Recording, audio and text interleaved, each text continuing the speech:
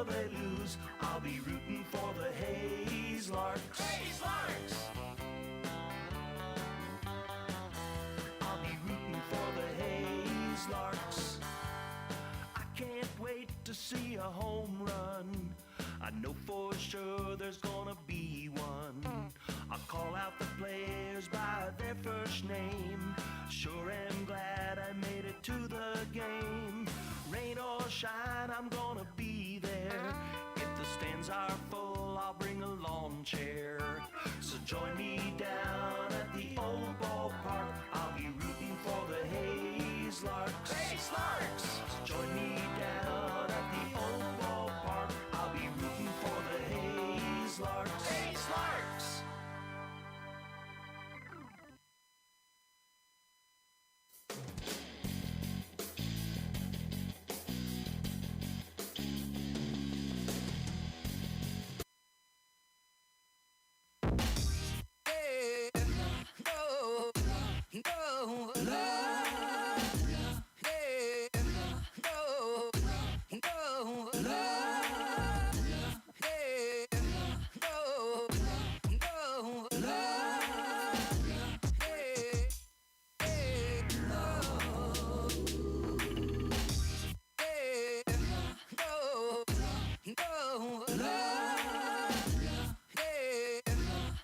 Season of Hayes Larks Baseball.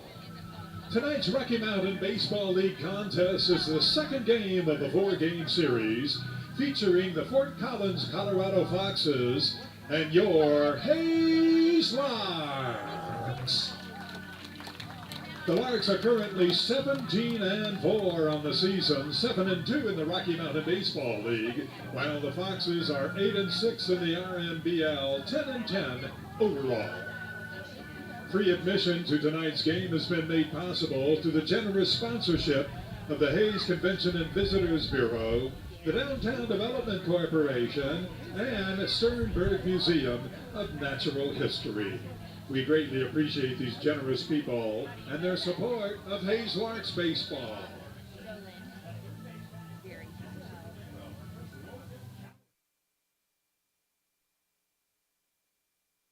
Now let's meet tonight's starters for your Hayes Larks. Yeah, baby.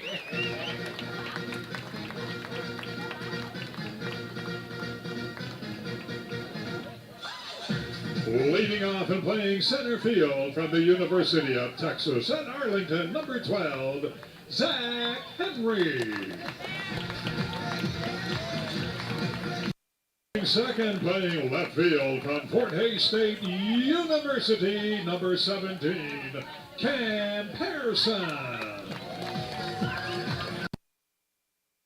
Third, the designated hitter from the University of Texas at Arlington, number 16, Wyatt Griffiths. Batting fourth, the shortstop from the University of Tennessee, number 22, Cortland Lawson. Batting fifth for the Larks, the right fielder from Fort Hays State University, number 21, Grant Schmidt. Batting sixth, the third baseman from Kansas City Community College, number 4, Palmer Hutchison. Batting seventh, playing first base from the University of Oklahoma, number 28, Cade Brown. Batting eighth for the Larks, tonight's 8th Street Liquor Beverage batter, the catcher from Murray State Community College, number 7, Brady Evans. And batting ninth for the Larks, the second baseman from the University of Nebraska, number 9, Core Jackson. Tonight, making the pitching start for the Larks from the University of Tennessee, number 31, Jake Fitzgibbons. And Larks fans, in his 40th season as a head coach, please welcome Mr. Frank Leo. Larks pitching coach is Keith Hyper. Assistant coach is Max McGuire.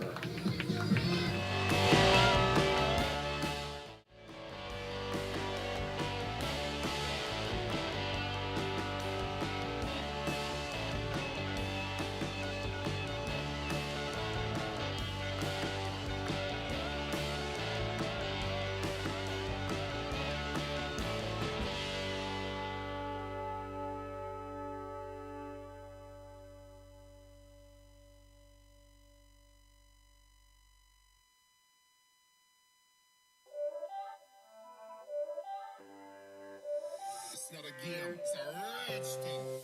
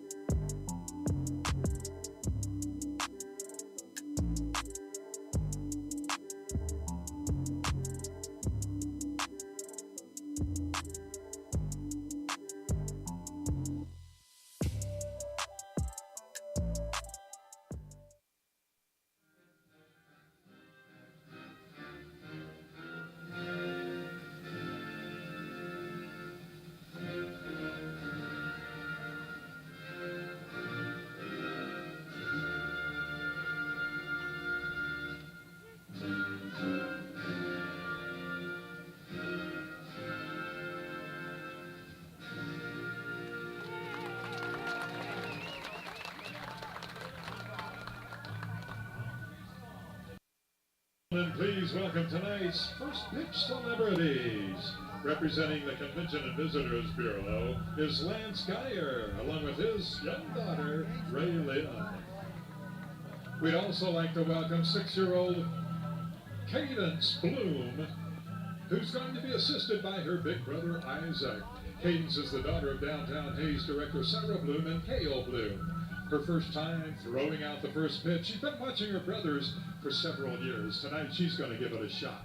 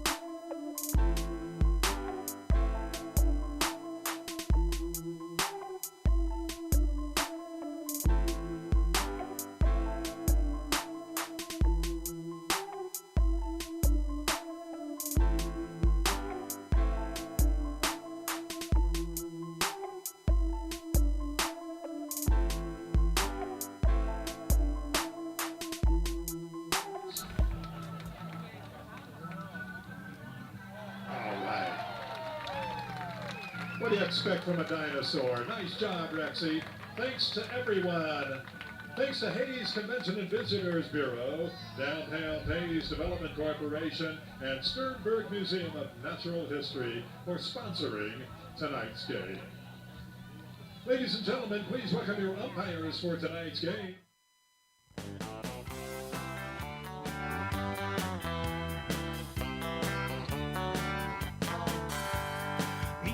Down at the ballpark, where I'll be rooting for the Hayes Larks.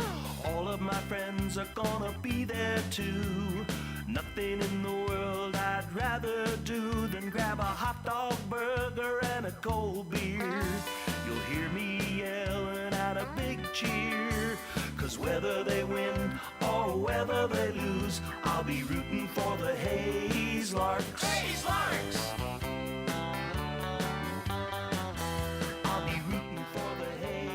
Larks. I can't wait to see a home run. I know for sure there's gonna be one. I'll call out the players by their first name. Sure am glad I made it to the game. Rain or shine, I'm gonna be there. If the stands are full, I'll bring a lawn chair. So join me down at the old ballpark. I'll be rooting for the Hayes Larks. Hayes Larks! So join me down at the old ballpark. I'll be rooting for the Hayes Larks. Hayes Larks!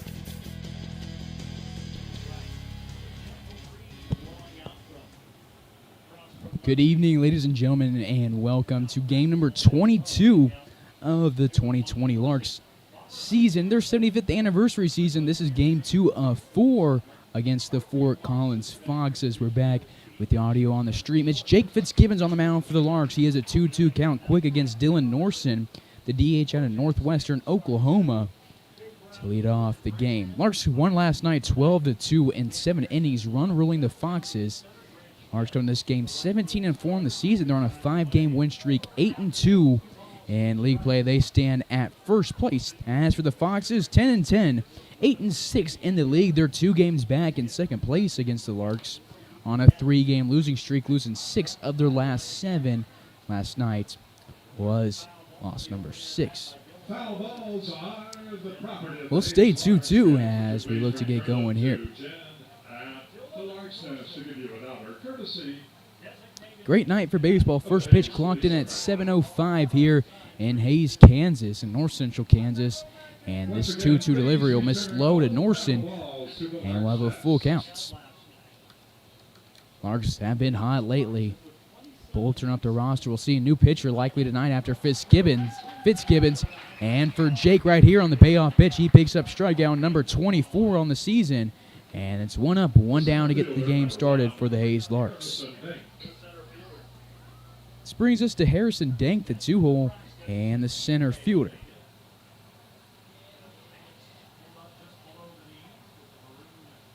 Scoreboard now back and on the screen.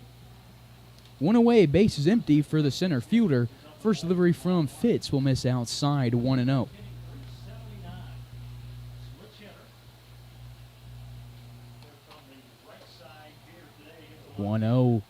From the southpaw, misses the zone, 2-0. Jake, this is appearance number 5 for him on the season. His 4th start and 4th consecutive start appeared in a 2 innings of relief against the Cannons on June 16th for his Larks debut.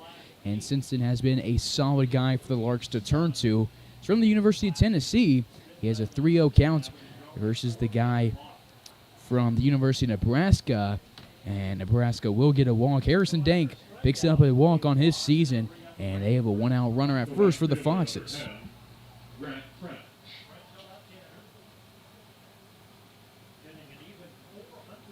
Takes us to the 3-hole Grant French out of Northwestern Oklahoma. 3 Northwestern Oklahoma guys on the Fort Collins roster to be exact. And that is the 5th straight ball from Fitzgibbons right there. 1-0 count to the right fielder.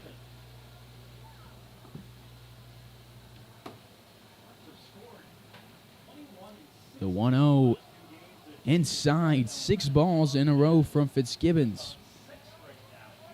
Grant French comes in batting .400 flat on the season, 26 hits and 65 at-bats. He takes his 2-0 and swings at it. Brady Evans slides to his left and catches it. It's a 2-1 count now. Erickson on deck with Romero in the hole for Fort Collins. Last night was a great game for some Larks baseball, highlighted by great performances from Tyler Palmer, Wyatt Divis, and Grant Schmidt, and Sam Crow. Tyler Palmer picked up 4 RBIs, Sam Crow 3.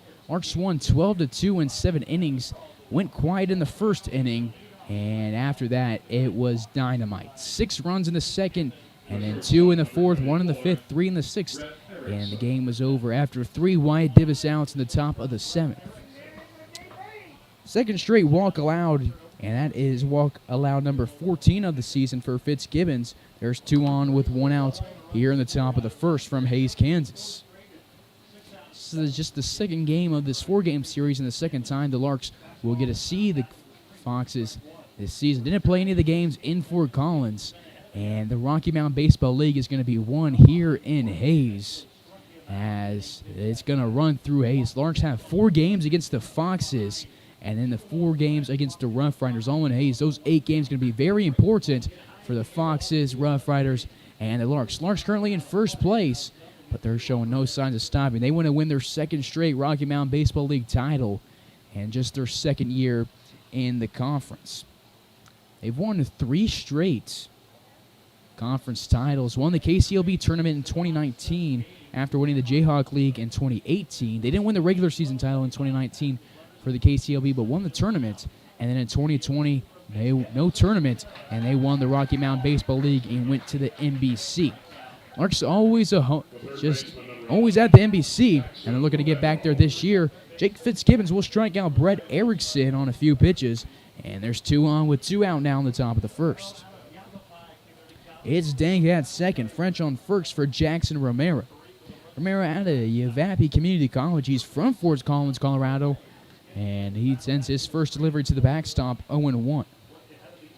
A lot of Colorado natives on the Fort Collins roster. It's about half and half between Colorado natives and non-Colorado natives. A lot of JUCOs and D2 schools for them.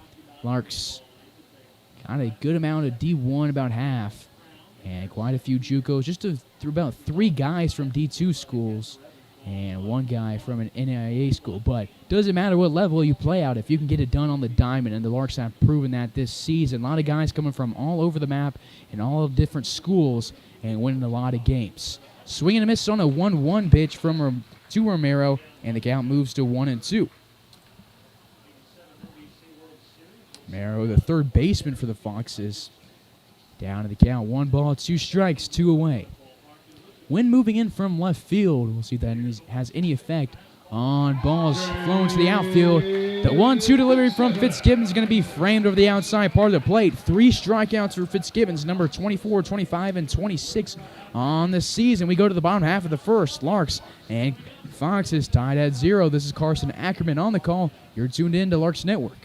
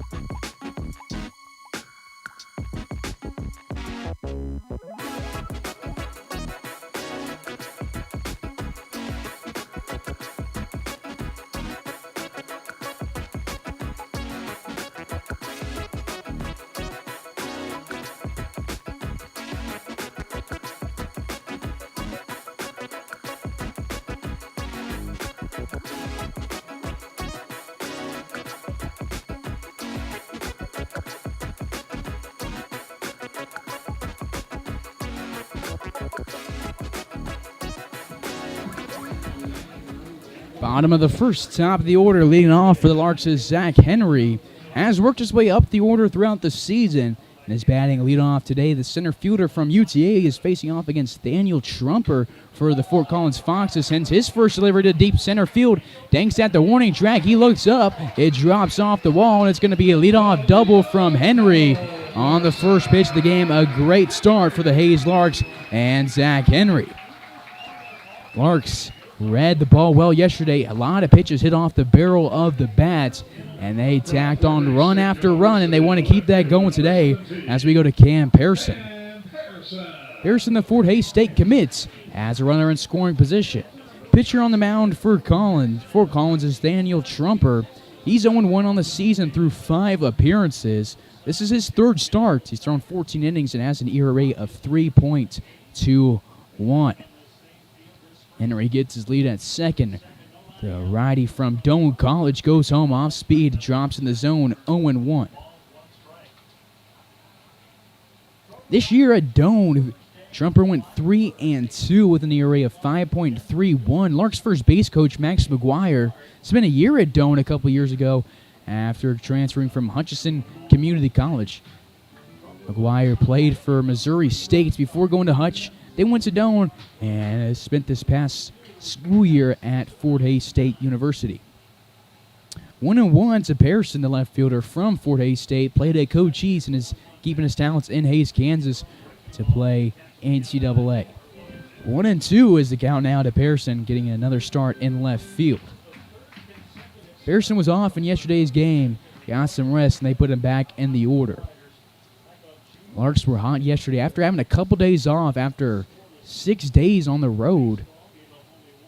Needed that rest and got a dub last night. Choppered Baltimore style to Cowards. He throws to first in time, a 4-3 ground out for Pearson. Moving up into third base is Zach Henry, runner 90 feet from scoring with one away. Texas and Arlington, tonight's designated hitter, number 16, Wyatt Divis. Takes us to Wyatt Divis, batting third in the order. He went 1 for 4 yesterday and picked up a run scored. 8 Larks had a hit in yesterday's ball game. 5 Larks with multiple hits. That was Palmer, Cavanaugh, Lawson, Long, and Crow. First delivery to Divis. He swings at it and sends it to the backstop, 0-1. Larks picked up RBIs from Jeminian, Crow, Schmidt, Lawson, Cavanaugh, and Palmer. Total of 14 hits, 12 runs scored, and they only struck out 2 times. On the rubber yesterday for Hays, it was Cade Brown. He got his first start of the season, went 3 innings, and is getting the start at first base tonight. He's batting 7th in the order with his family in town. A lot of family of Larks players at the park tonight. Tyler Palmer has family here, Brady Evans has family here, and Cade Brown as well. They were welcome to the ballpark, got a shout-out, and they're ready to watch the Larks try and get win number 18 of the season. The 0-2 to Divis, misses low, 1-2. Brown yesterday walked no guy, struck out 3, allowed an earned run. Then Wyatt Divis came in for the last 4 innings. 2 hits allowed for him, 1 earned run, 4 punch-outs.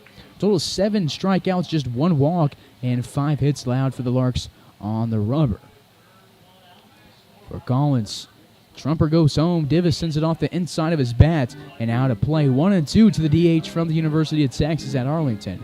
2 Arlington guys on the field right now for Hays, with Henry at third, Divis at the dish.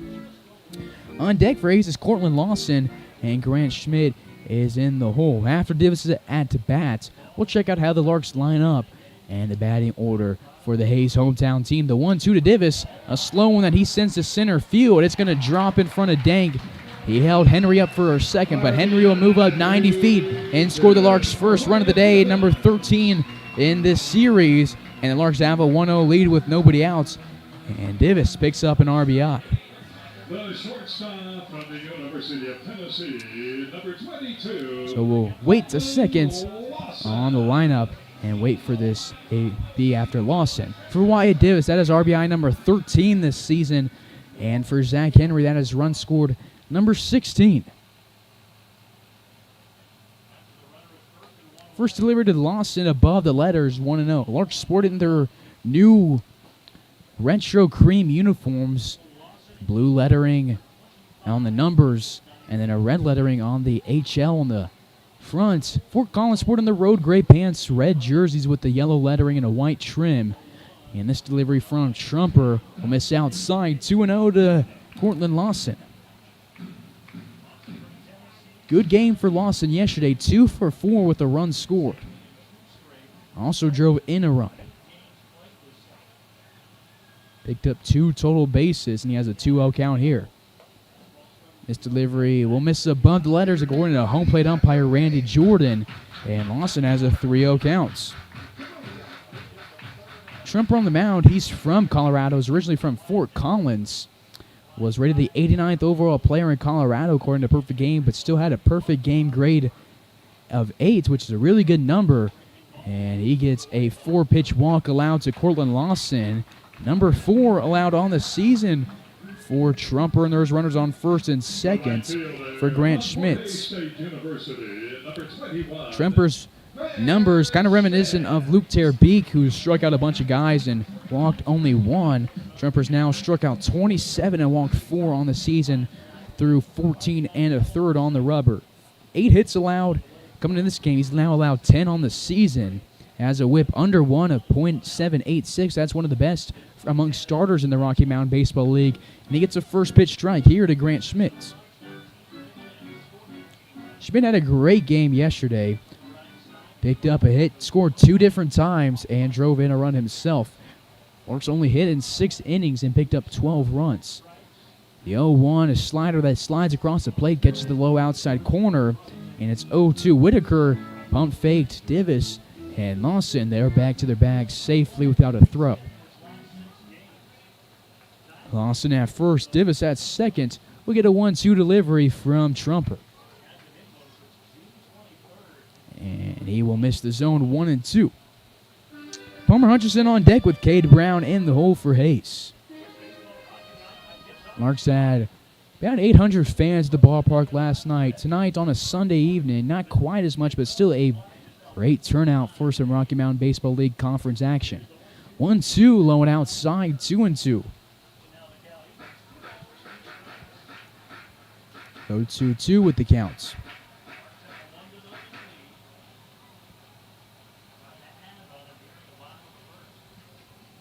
Trumper dangles his right arm, gets the signs from Whitaker, and will go from the stretch, the 2-2. It's in the zone, and Schmidt sends it screaming down the line to left field. A leap from Romero is not going to get it done. Davis is going to come home from third. He rounds third and scores, and Grant Schmidt has an RBI double, the second double of the day for the Hayes Larks, and the bats are continuing to roll against the Foxes. For Grant Schmidt, that is RBI number 2 of this series. And for Wyatt Divis, that is run number 2 scored in this series. He scores from second, and there's 2 in scoring position. Lawson at third with Schmidt at second. Wyatt Divis has now scored 20 runs on the season. That's third on the team. And for Grant Schmidt, he just picked up RBI number 20. That's tied with Cam Pearson for the team lead. Pearson the only out of this inning. There's 2 on with 1 out for Palmer Hutchison. First delivery to Hutchison. He swings on an off speed. Can't make contact. Goes down the count 0-1. Hutch in the ball game yesterday. 1 for 3 with a run scored. Struck out 1 time and picked up a single. 0-1, 1 away. Trumper looks home, looks at Schmidt for a while. Nobody there to keep him honest at second. And Trumper drops a curveball outside, 1-1.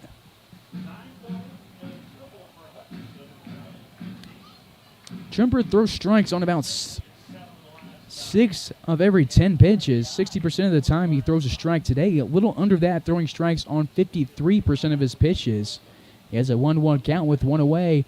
And the off-speed runs outside. He's pitching Hutchison outside, and the count results in 2-1.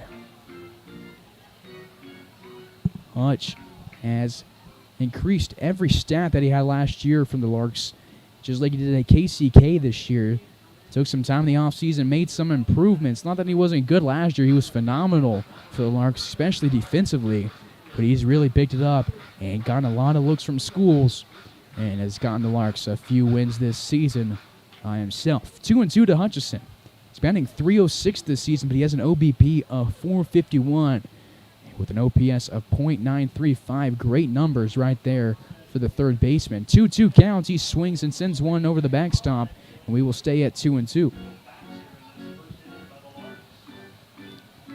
So unless we get another RBI, then we'll now check out the Larks lineup versus Fort Collins. 2-0 lead for Hayes against Fort Collins here in the bottom of the first inning. Hayes has 3 hits and a walk, 2 doubles and a single. The 2-2 delivery, lined up the middle. Trumper's not going to get his glove on it, and Hutchison will get a single. Grant Schmidt races home from second without a throw. 2 RBIs for Palmer Hutchison right there on the single. Schmidt scores, Lawson scores, and the Larks up 4-0. Big game. This is the 1-2 matchup in the Rocky Mountain Baseball League, and the Larks are taking advantage of what Trumper's given them. So we have a second now. Let's check out how the Larks line up. Zach Henry led it off, then Cam Pearson batted second. Divis the 3-hole, Lawson, the cleanup hitter. Schmidt batting fifth. Hutchison, the KCK Blue Devil, at first. He's batting sixth. 7, 8, and 9 is Brown, Evans, and Jackson for the Larks. One away. Larks have put 4 straight runners on, and Cade Brown sends this one to left field. It's high. Hupfer gets under it, and will record out number 2 by the 349 sign. Just the second out of the inning. Larks bringing their 8th hitter to the plate now in Brady Evans. From Murray State Community College, number 7, Brady Evans. On that single from Palmer Hutchison, he picked up RBIs number 16 and 17 on the season. He brought home Cortland Lawson for Cortland's 11th run scored on the season through just 9 games, and brought home Grant Schmidt for his 19th run scored. Grant's fourth on the team behind Divis, Pearson, and Jackson for runs scored. 0-1 to Brady Evans with his family in attendance here in Hays, Kansas. The Murray State's college catcher batting 8th in the order today. His 0-1 delivery from Trumper will miss low and inside, 1-1. Trumper played for Doane this last spring in his freshman year. Doane had a great year. They won the GPAC regular season, went 35-19, but they lost the championship game in their conference to Concordia, and they lost their 2 games in the NAIA opening round. 2-1 now to Brady Evans. Trumper, 6'2", freshman, went to Fossil Ridge High School in Fort Collins, and Evans from Oklahoma sends one to right center field. Back-to-back flyouts will end the first inning, but the Larks bring 8 to the plate and pick up 4 hits and 4 runs. We go to the second from Larks Park. Hayes up 4-0. This is Carson Ackerman on the call. We're tuned into Larks Network.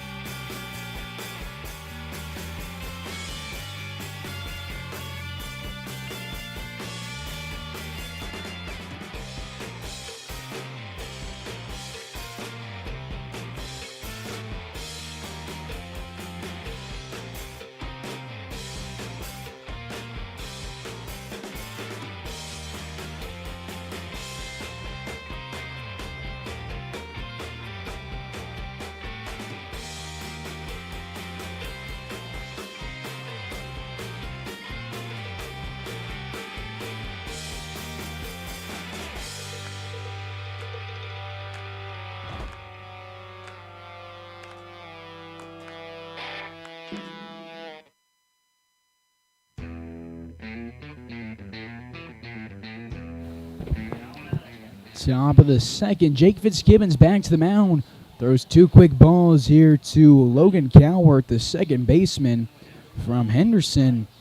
And Fitzgibbons behind the count, gets a check swing. And base pass umpire Corey Burkhart will say that the second baseman went around. 2 balls and a strike to the second baseman, batting sixth in the order. The 2-1 fouled out of play. 2 balls and 2 strikes. Fitz this season has now thrown 15 innings, allowed 14 walks, 26 strikeouts. He's allowed just 10 hits, 8 earned runs, and has an ERA just above 5 with a whip of 1.57. 2-2 swung on and missed, and Fitzgibbons, all 4 of his outs coming on punch outs. And that is number 4 of the day, number 27 of the season. And he struck out 3 straight foxes. Has some very dynamic stuff on the mound. His fastball's nice. His secondary pitches also nice. And this stuff moves. We'll go from the windup. The 5'11 freshman gets a strike 1 called on Dylan Hupfer, the left fielder. It's a big pickup for the Larks this year, and he has an 0-2 count now against Hupfer.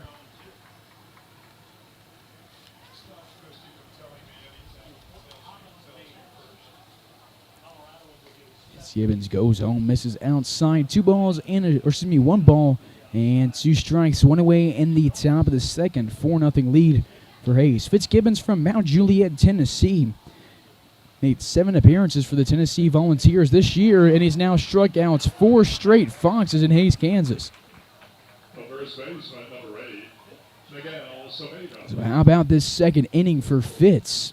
2 up, 2 down. We go to Miguel Sabeda, the first baseman, batting 8th and wearing number 8.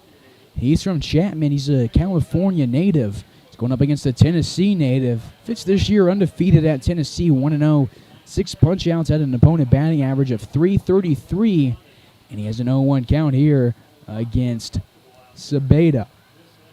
Fitz was a 2020 Perfect Game preseason All-American, and same year as a preseason All-Southeast Region selectee. Year before was a preseason underclass All-American, and by the same company was given the title the second best left-handed pitcher in Tennessee and the 19th best left-handed pitcher nationally. The 0-2 swung on and missed. Fitzgibbons strikes out the side, and he has struck out 5 straight for Collins Foxes. That is a ridiculous number. Strikeout number 6 of the day, number 29 on the season. 3 up, 3 down in the second. We go to the bottom half. Hayes up by 4.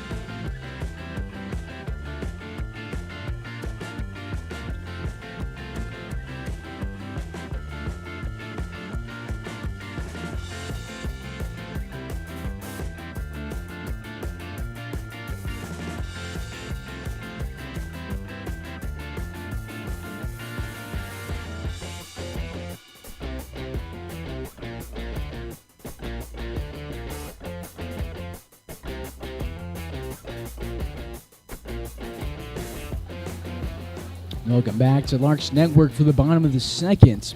Cord Jackson, his second straight game at the bottom of the order. Batting in the 9 hole today, was hitless in yesterday's ball game. And looking to get aboard here today to start off the second inning. Has a first pitch strike from Trumper, who allowed 4 runs, 4 hits, and a walk, and left 1 runner on in his first inning of work. He's back to the mound, throws an off-speed that Jackson reads and sends down the left field line, but foul. No balls, 2 strikes to the second baseman, committed to the University of Nebraska.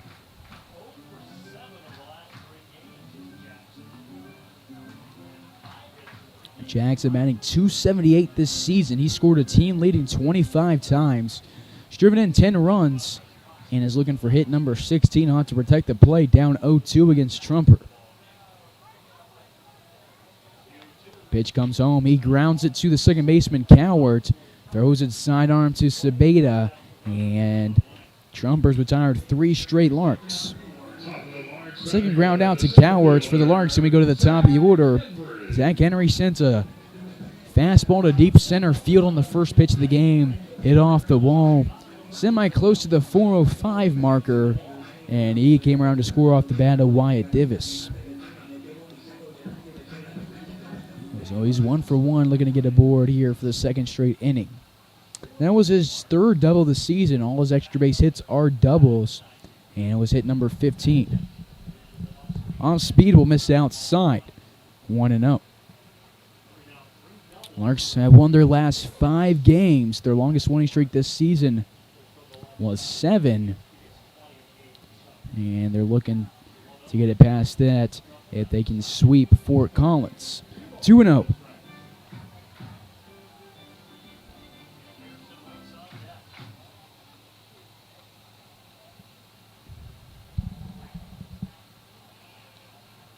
Trumper made 22 appearances for Doane this season, only 1 start, but he did pick up 7 saves, and in the meantime striking out 54 guys, and had a strikeout per 9 innings rate of 11.5. 2-1 to Henry in center field. Grounds this one past Cowart, and it's going to be a base hit for Zach Henry. Now a single to double in the first 2 innings for him. And the Larks have a speedy guy at first base for Pearson. The left fielder, Cam Pearson.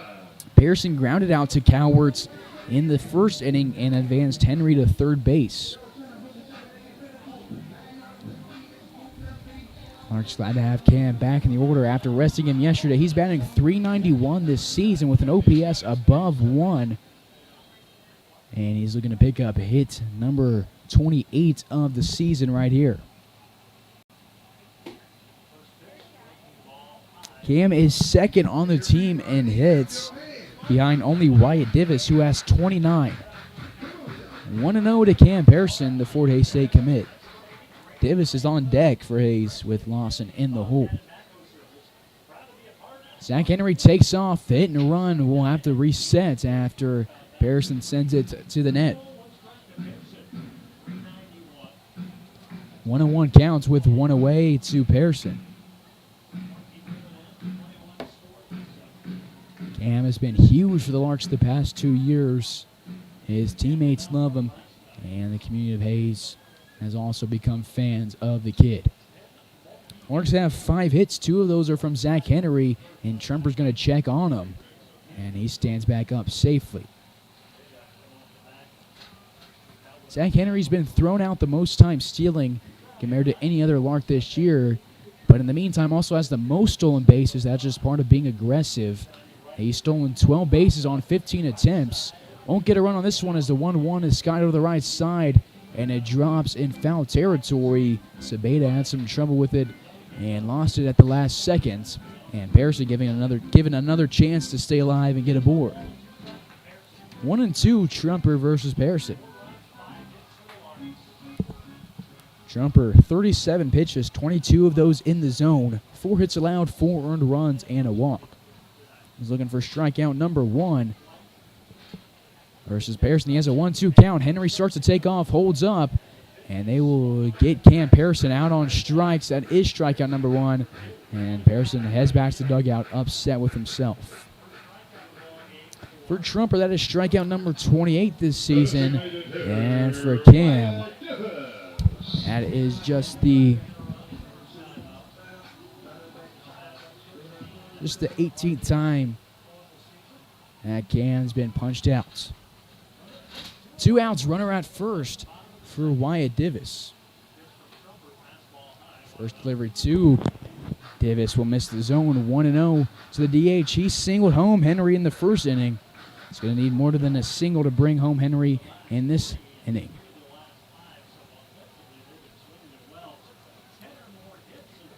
Henry breaks for second, holds up before the pitch is thrown. Dancing around at first. He's stolen a team-leading 12 bases. Could get 13 here on a given opportunity. 2-0 to Wyatt Divis. Year number 4 for Divis in a Larks uniform. He's from Lincoln, Nebraska, has played at Hutchinson and at UTA. 3 straight pitches above the letters to Divis, and it's a 3-0 count. Larks picked up 4 runs in the first inning. Haven't picked up 1 here in the second. They scored in every inning but 2 yesterday. And want to continue putting up runs against Fort Collins. Divis takes this one over the inside part of the plate on a slider. Hitters counts for the DH. 16 runs scored against Fort Collins and 8 innings of batting for Hayes in this series. Henry gets his lead at first base. 2 outs to 3-1 delivery to Divis. Henry takes off, takes it over the outside high corner, and we won't get a contested throw to Henry. And Divis works a full count with now has a runner at scoring position. So now a single could bring home Henry.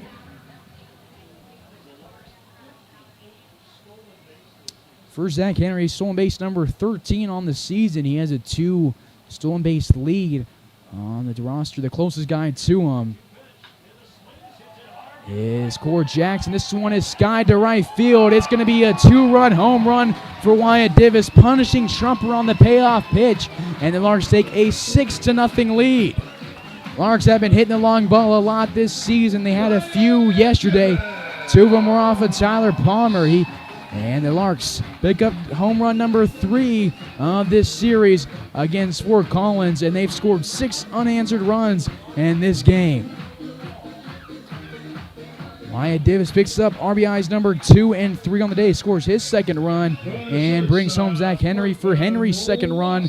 Both times that Zach has scored, it's been off the bat of Divis. 6-0 here in Hayes, Kansas. Larks just reading the ball well against what Fort Collins is bringing on the mound. Takes us to Cortland Lawson. He walked in the first inning and scored. First delivery to him will catch the outside low corner. 0-1 to the shortstop. Wyatt Divis had a great season at the plate last year. Is continuing with the Larks. Has had a great AB approach in all 4 years. Has been a leader for the Larks the past 4 years. Picked up home run number 3 of the season right there. And RBI is number 14 and 15. Run score number 21. And Zach Henry, in the meantime, scored his 17th run of the season. Wyatt Divis is now tied now with Cam Pearson for the second most runs on the Larks uniform this season. Breaking pitch above the letters to Cortland Lawson. He has a 1-2 count. Divis last year picked up 3 home runs and has matched that with still quite a few games to go in the 2021 season. The 1-2 to Lawson with the bases empty and 2 outs. Misses inside, 2-2 count, knotted up. Do it for the Fort Collins Foxes in the third inning is the bottom of the order and then the top. Whitaker at 9 in the top of the order. Norson and Dank due up against Jake Fitzgibbons, who's had a lot of time between innings. The first 2 innings have taken 40 minutes. And Cortland Lawson will get another chance to hit as this one will miss the outside low corner. Good eye for Court. The last payoff pitch that Trumper threw. Wyatt Divis took him 320 feet to right field. That's if it just skyscraped the wall. It went way over the wall. And so no exact distance, but it was crushed. And Lawson will be punched out. Second strikeout in 3 batters, and strikeout number 2 on the day for Trumper, number 29 of the season.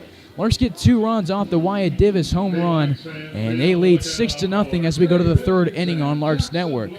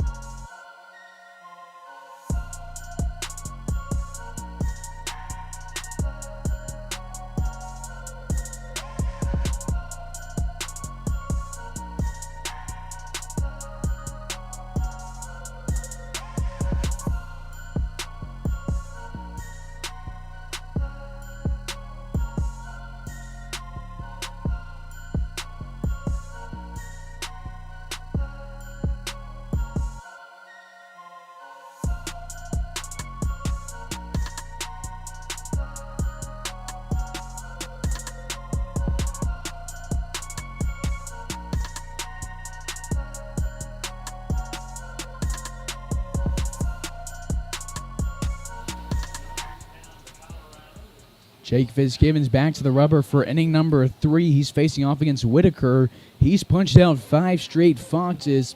All 6 of his outs today are off of strikeouts. Misses on the zone to the catcher. And has a 1-0 count. This one's fouled back. 1 ball and a strikes. Jared Whitaker at the plate. He's from Johnston, Colorado. Plays at George Fox. Larks had a pitcher last year from George Fox. And a good friend of mine, Landon Shire. And Shire took his talents to Texas this season to play for Angelo State after spending a few years at George Fox. The 1-2 misses low, 2 balls and 2 strikes.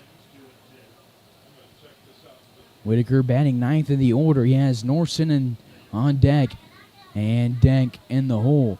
The 2-2 delivery from Fitzgibbons will miss low and outside, and Whitaker has worked a full count. Fitzgibbons has struck out 6 today and walked 2. No hits allowed, and the payoff pitch is going to be fouled over the left side and out of play into the Larks fan pavilion. Saw the upcoming schedule on your screen between innings. Larks will have 2 more games against Fort Collins on starting tomorrow, and then on Tuesday, both games at 7 p.m. Central Time. You can catch them right here on Larks Network. Larks will have 2 days off. Then have a 2-game series against Oklahoma City, and that's going to be walk number 3 allowed for Fitzgibbons as it misses the head of Whitaker.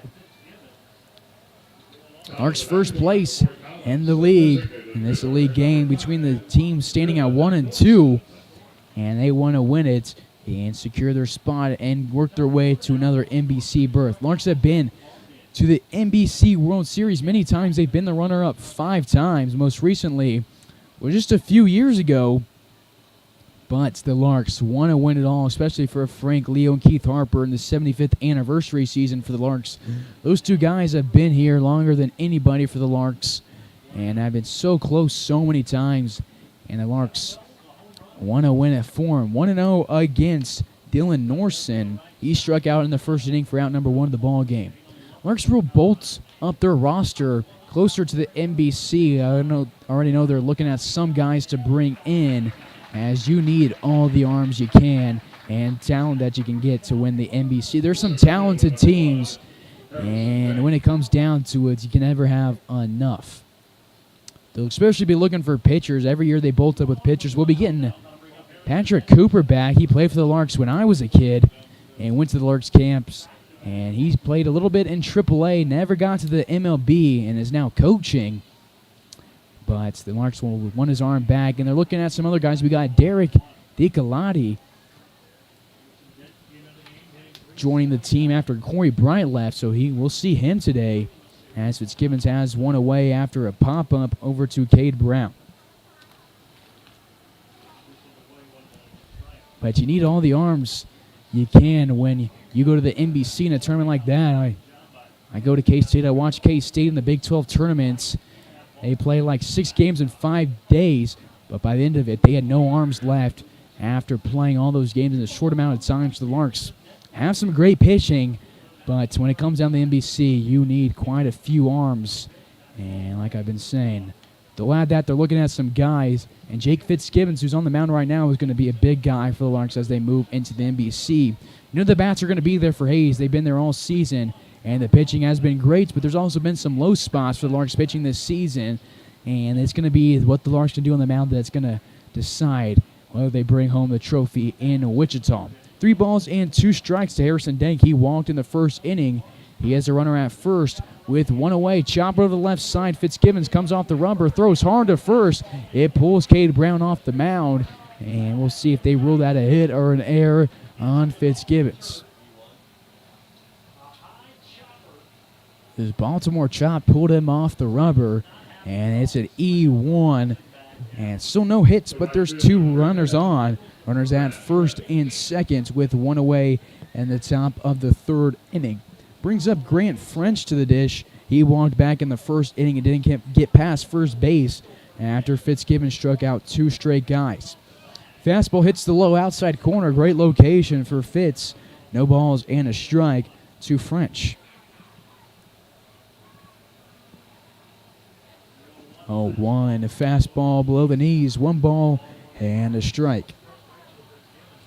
Fitz in today's game, 2 1/3 innings on 51 pitches. He struck out 6 and walked 3 guys. Still no hits or earned runs for the southpaw. He goes home the 1-1 off speed, swung on and missed. French drops to a knee and his count drops to 1-2.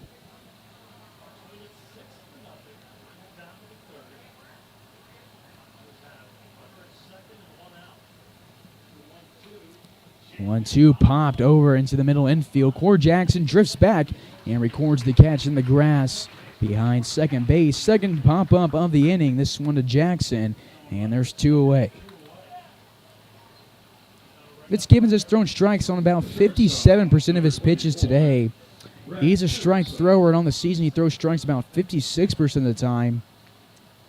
Has had 6 0-walk innings on the season. He's thrown just a few wild pitches. It's been great at this location, and today he has 2 on with 2 outs.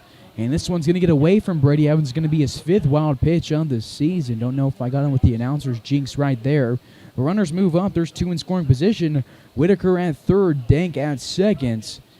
At the 1-0 count to Brett Erickson, who Fitzgibbons struck out back in the first inning.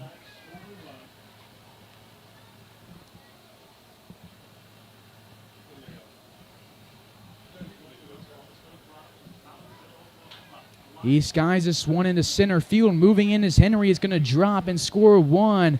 It's going to score 2 as we won't get a throw from Henry in.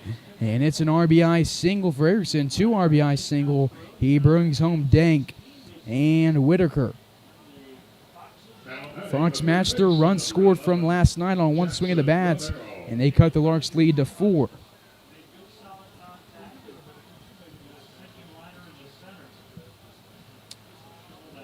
First hit for Erickson of the day.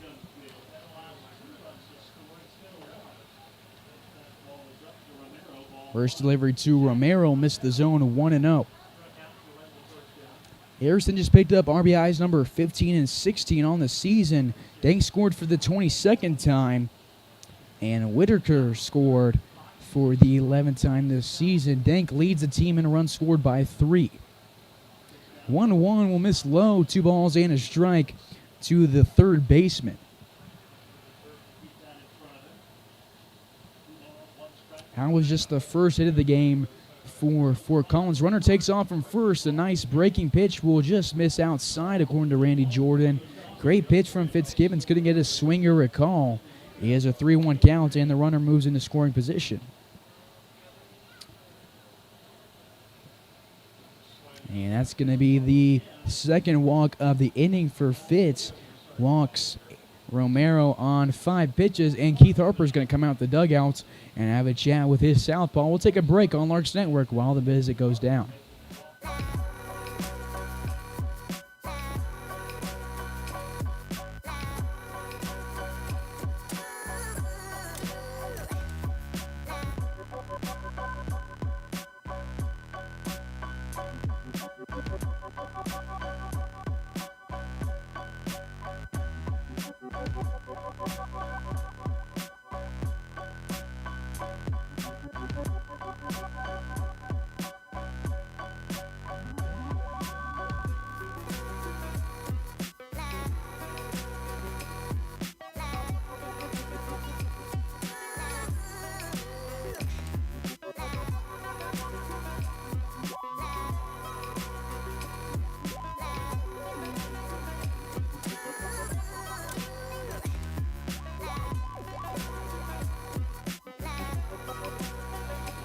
So a quick visit. Fitzgibbons gets some final words from his teammate at Tennessee and Hayes. Cortland Lawson before he throws a first pitch fastball to Cowards, and he fouls it out of play. 0-1, 2 outs here in the top of the third inning. It's a 6-2 ball game. It's Erickson at second, Romero at first. The 0-1 swung on and missed. And Fitzgibbons almost out of this inning with one more pitch. 5'11" southpaw from Mount Juliet, Tennessee looks home. Goes home. The 0-2 is fouled to the backstop. And we'll get a 4-pitch AB against Cowards. Calmer struck out in the second inning in his lone AB. He's the 7th hitter of the inning for Fort Collins. Fitzgibbon struck out 3 in the first and second. He's looking for his 7th punch-out right here on the 2-0-2 delivery. Erickson will steal his second base of the inning, going to third as the ball bounces off the turf to Brady Evans. And it's 1-2 with 2 on, runners on the corners.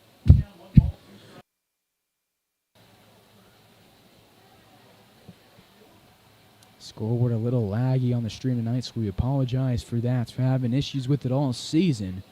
Should be correct now. The 1-2 is sent to the backstop again, and Coward is staying alive against Fitz. Due for the Larks in the bottom half of this inning will be the 5, 6, and 7 hitters. Schmidt, Hutchison, and Brown due up. Romero gets his lead at first. Erickson a small lead at third. The 1-2 from Fitzgibbons with the runner threatening to score at third. And he fools Coward on this pitch and strikes out his 7th of the day. Number 30 on the season. Fort Collins gets 2 runs back. The Larks have scored in each of the first 2 innings. They want to do it again in the bottom half here on Larks Network.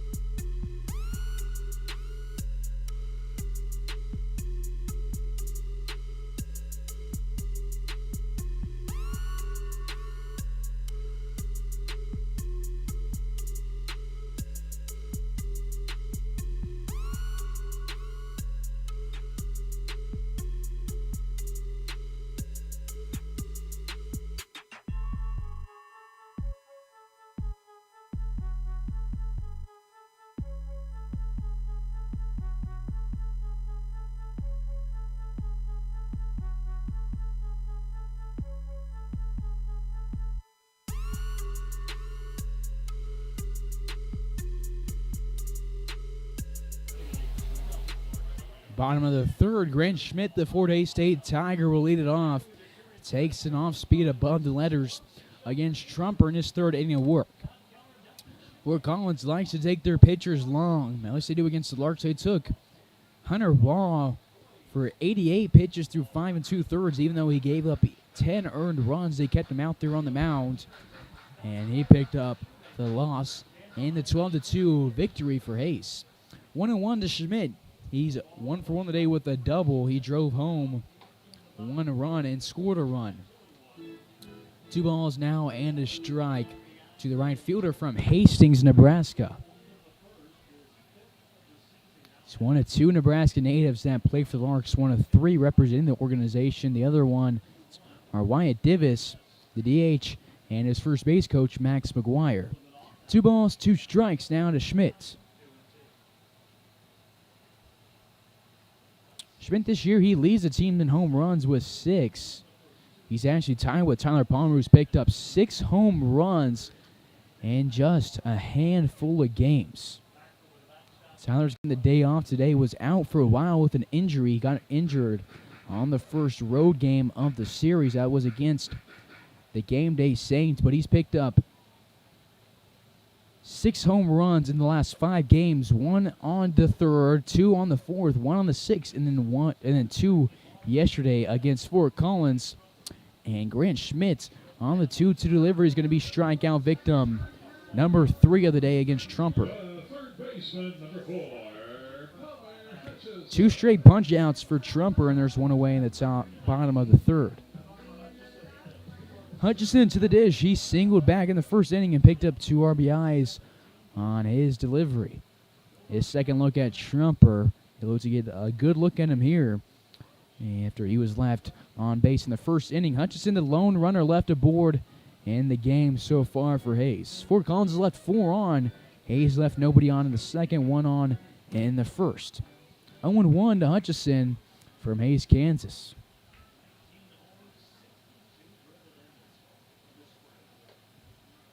And he'll take one by the letters. 1-1 to the KCK Blue Devil, who have 3 years of eligibility left. Could go back to KCK, could take his talents elsewhere. That was his 10th single of the season back in the first inning, picking up RBIs number 16 and 17.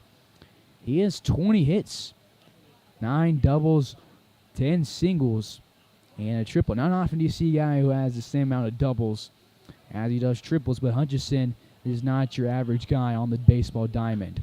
Sends his 1-2 over the left side, chops, and a nice snag from Romero off the turf. He scoops it, throws across the diamond to get Hutchinson out. So a G5 for Palmer. Third baseman grounds up to the other. 2 up, 2 down for the Larks in the bottom of the third. They're still up 6-2 against Fort Collins. Go to Cade Brown. He flew out to Huffer for round number 2 of the first inning in his first and only at bats. Brown, the first baseman, got the start in yesterday's ball game, and he only went 3 innings, so he didn't pick up the decision. It was a W for Wyatt Divis. First delivery to Cade at the knees, called strike on a breaking ball.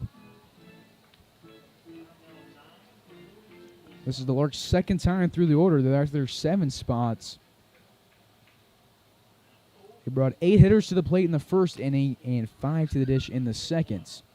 Swing and a miss on the 0-1 delivery, and Brown down the count, no balls, 2 strikes, 2 outs, nobody on in the bottom of the third.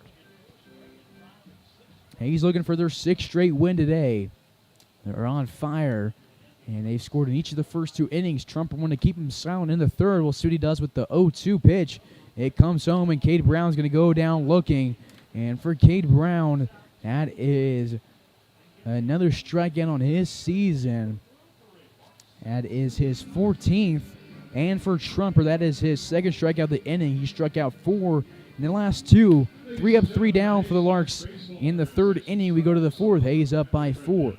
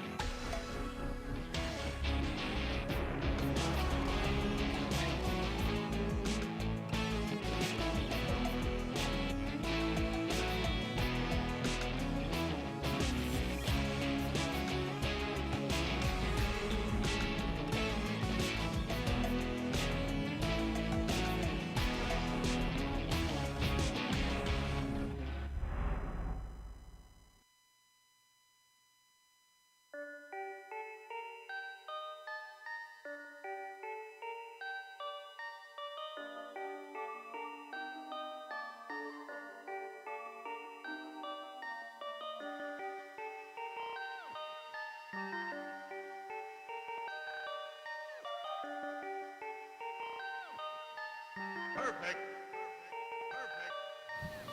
Top of the 4th, 0-1 count becomes a 1-1 count as Fitz misses low on the zone. 1-1 to leadoff guy Dylan Hupfer. He's batting 7th in the order. He's 0 for 1 today after striking out in the second. He's way off in the timing of this swing, and he's down the count 1-2. Fitz wastes no time. Fastball misses outside, 2-2. Fort Collins got 2 runs in the last inning. That's their only on the day, and they've scored 4 against the Larks on the season. 2-2, a nice breaking pitch from Fitzgibbons will punch out. Hupfer, beautiful movement right there. He struck out 2 straight and now has struck out 8 on the day through 3 1/3. The first baseman for Ready, Miguel Cepeda. 1 away, base is empty as we go to Cepeda. That was just a great pitch from Fitz on the mound. He has some great stuff and has been great for the Larks this season. Miguel Cepeda to the dish. He's 0 for 1. He was strikeout number 3 of that 1-2-3 second in which Fitz struck out on the side. He was part of 5 straight punch-outs for the southpaw. Fitz has struck out now 31 on the season, and he has a 1-1 counts.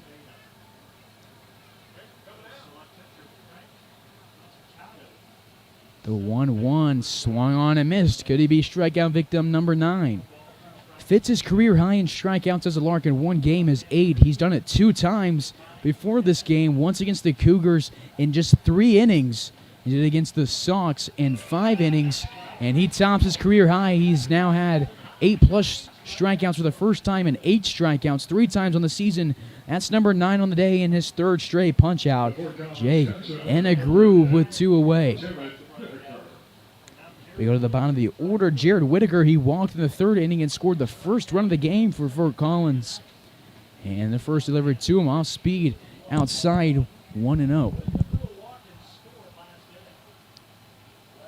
Fitz in today's game has started off 9 of the 17 batters. Now 18 batters with a first pitch strike. So 50% first pitch strikes for the southpaw in today's game. 1-1. This is high, and Evans won't get the glove on it. It goes to the backstop, but nobody's on.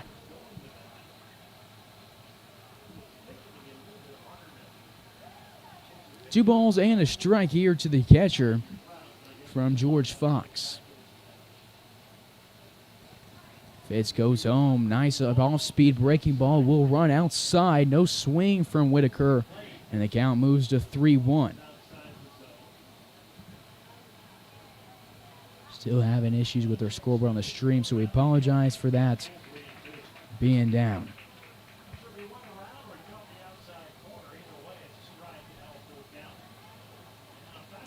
The payoff pitch is home, and Fitzgibbons looks at Fort Collins dugouts, gives him a glare, and has punched out the side on 2 straight, or not 2 straight innings, but 2 times on the day. He struck out 4 straight and has punched out now 10 batters. That's number 33 on the season through 18 innings on the rubber, and he heads to the dugout with the 4-run lead as we go to the bottom of the 4th here in Hays, Kansas.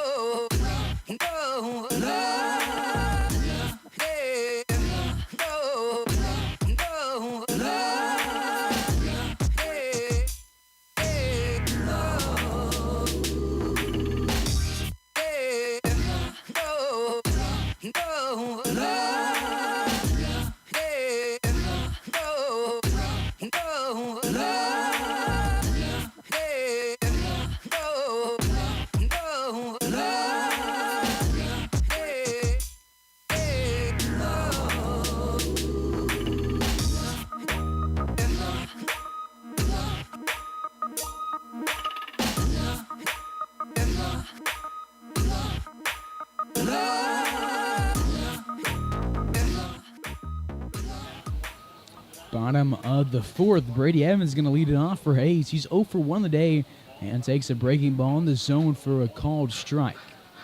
Hayes up 6-2 here in inning number 4. It's still Trumper on the mound. We got a southpaw warming up for Fort Collins. No balls and a strike. This delivery to the Murray State catcher will bounce off the turf. 1-1 to Brady Evans. And Evans been consistent this season for the Larks. He's batting .333 with an OBP of .490. He has an OPS of 1.131. Great numbers for P. Evans. He's driven in 5 this season, and he scored 12 times. The 1-1 slides across the plate, catches the corner, and it's a 1-2 count.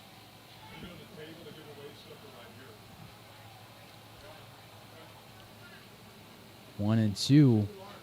Righty versus righty. Trumper goes home, misses low against Evans, and it's a 2-2 count. Larks have 6 hits today. They've walked just 1 time. They've scored 6 runs and left just 1 guy on base. The last inning for Trumper, he got a couple strikeouts and a ground out. He's retired 4 straight Larks. And a 1-2-3 third after allowing 8 batters come to the plate in the first and then 5 to come to the plate in the second. This one's chopped to third base, but it will go foul, and Evans will stay 2-2 as we get the 6th pitch of the AB. Larks 17-4 this season, looking for win number 18 in their 75th anniversary season. Defense straight up, and we'll get pitch number 6 here to Evans. Trumper from Doane goes home. The 2's delivery again fouled off. Evans working a good AB here. It's going to go down as a quality at bat regardless of the outcome, and he'll get pitch number 7 here. He has 13 hits this year, 7 singles, a couple doubles, and a couple triples, and a couple home runs. The base is empty, nobody outs. Bottom of the 4th, the third 2-2 pitch. Evans will be struck out on it. That's the 4th strikeout and 5 batters for Daniel Trumper. Strikeout number 5 on the day, and there's 1 away. Go to Cord Jackson at the bottom of the order. He's 0 for 1. Bottom 3 in the order, a combined 0 for 5. He grounded out to Cowart in the second and is looking for his first of the day right here.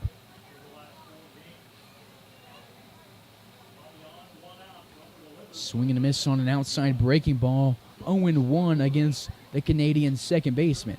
Jackson this year slugging .500. He's picked up 10 ribbies, and he's scored a team-leading 25 times. The 0-1 is swung on and missed again, and Jackson down the count. No balls and 2 strikes. Henry on deck with Pearson in the hole for Hayes.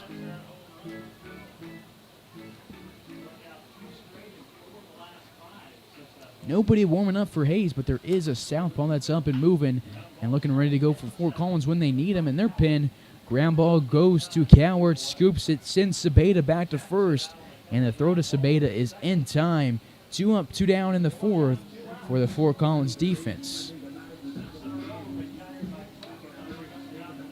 2 away, base is empty as we go to the top of the order. Zach Henry. Henry on the day, he's 2 for 2. He has a double and a single, and he scored 2 times. Both off the bat of Wyatt Divis on a Divis single and a Divis home run. Him and Divis, the only Larks with multiple hits, and the guys to get aboard multiple times. First delivery to him with a curveball that catches the inside corner, 0-1. Trumper, after allowing 4 runs in the first, 2 in the second, has gotten 6 straight outs.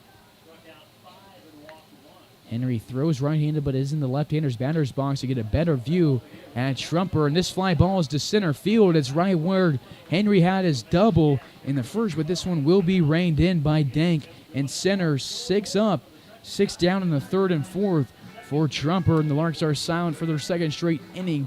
We go to the 5th. Hayes up 6-2 on Larks Network.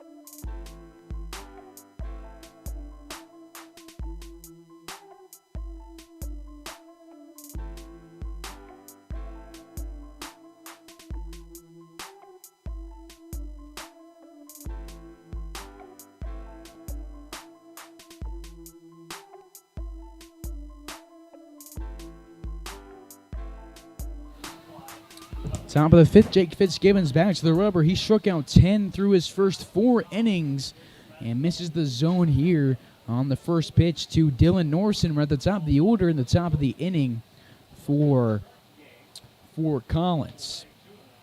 2 balls, no strikes. Fitzgibbons has struck out 10, but has only thrown 9 first pitch strikes to the 19 batters he's faced off today. He's walked 4 guys, and he has a 3-0 count in danger of walking number 5.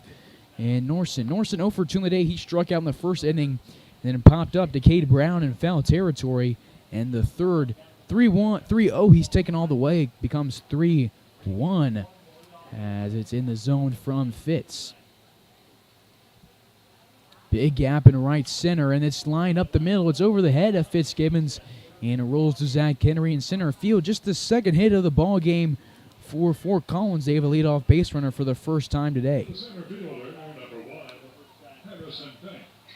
Takes us to Harrison Dank, the 2-0. Let's see how the Larks are lining up defensively here in the 5th inning. Zach Henry, Cam Pearson in left field. Zach Henry in center. Grant Schmidt in right field. And then the infield, it's Palmer Hutchison in the hot corner. Cortland Lawson at short. Court Jackson at second with Cade Brown at first. Brady Evans is behind the dish.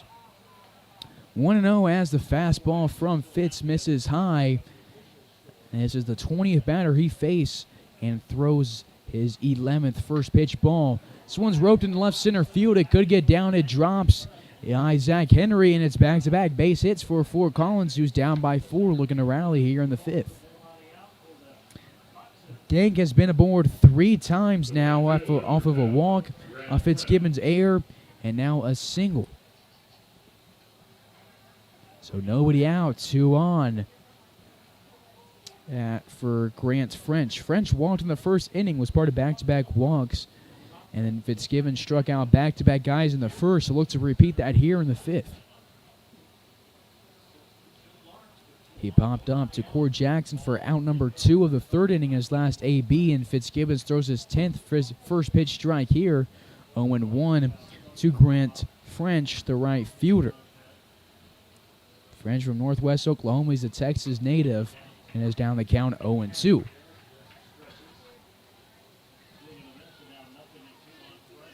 Do have Trevor Munch standing up in the bullpen, but he's not warming up or really throwing anything to get warm. And Fitzgibbons gets a 3-pitch strikeout. Looking as French. Strikeout number 11 on the day for Jake Fitzgibbons, number 34 of the season. Scorebook shows that's the first strikeout looking. So remarkable 10 strikeouts on swings and misses, and he's fooled a lot of Fort Collins Foxes, and now an inning-ending double play is in position. Larks have turned a lot of those this season. They got a nice middle infield defensively in Cord Jackson and Cortland Lawson, ready to turn one. First pitch, an off-speed delivery misses inside to Brett Erickson. 1-0. Erickson struck out in his first AB, was the second strikeout of the day for Fitz, and then he walked in the 3rd inning, who's the last walk that Fitz had allowed. That was in the 3rd inning. He's walked 4 today and gotten 11 strikeouts and allowed 3 hits. The 1-1 off the plates. Evans blocks it, slides around a little bit, gets his footing under him, and looks the runners back to first and second. 2-1 to Erickson with Norson at second and Dank at first. Slight wind. Wind has slowed down a little bit moving in from the left field corner. And the 2-1 delivery from Fitz, again, low off the turf, 3-1. Doesn't want to load the bases here and needs to get something across the plate to Erickson. Don't want to give Erickson something to hit. Henry shifted a little bit over to the left field side and center. There's a huge gap for the righty at the plate if he can take something opposite field, but he won't get a chance to do it as he's Fitzgibbons' 5th walk of the day. So the bases are loaded. And Keith Harper's out of the dugouts with Trevor Munch in the bullpen. We'll have our second mound visit between Harper and Fitz of the day.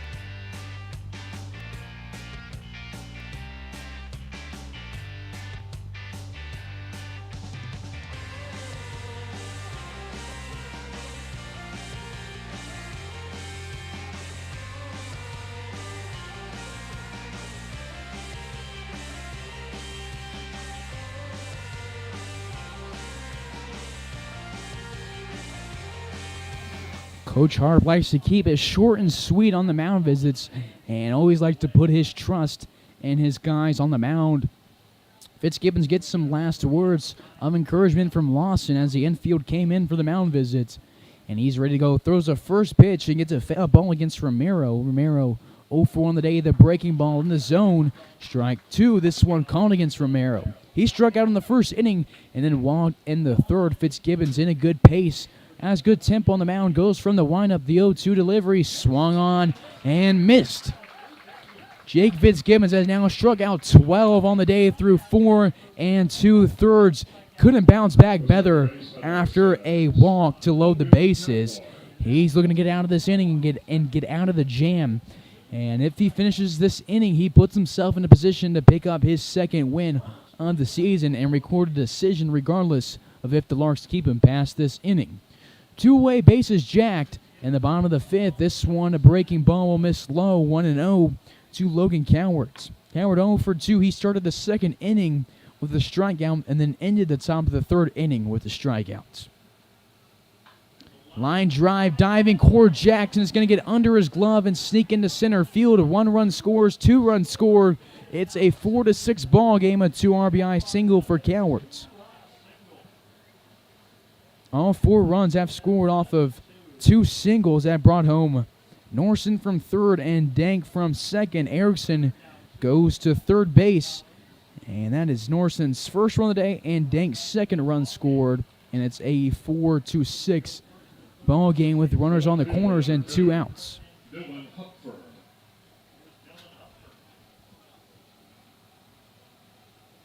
Takes us to Dylan Hupfer. He's 0 for 2 with 2 strikeouts.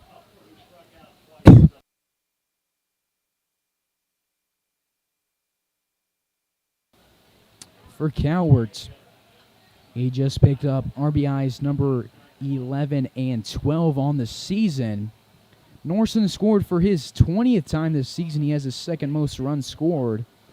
And Dank scored for his 23rd time of the season. He has the most. The 1 and 2 in the order for Fort Collins has combined for 43 runs scored on the season through 21 games. 1 ball and a strike here. It's Dylan Hupfer. Fastball outside and high. 2 balls and 1 strike to the left fielder from Fort Hays State. He's familiar with Larks Park and has teammates at Fort Hays in the opposite dugout and Grant Schmidt and Hunter Parker. He's from Fort Collins, Colorado, and has a 2-1 delivery from Fitzgibbons that he chases 2-2.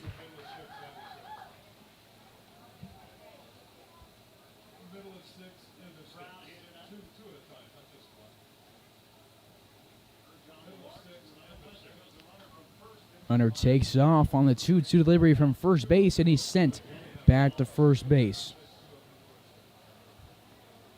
Fitz has gotten 14 outs a day, 12 of those on punch-outs, and he has 1 strike away from picking up strikeout number 13 through 5 innings. He has a 2-run lead, and the 2-2 delivery home, and it catches the inside corner, and he sends Hupfer to the dugout empty, striking out his 13th guy of the game, and leaving 2 on. Fort Collins gets a couple back against the Larks in the 5th. They're down by 2 as we go to the bottom half here in Hays, Kansas.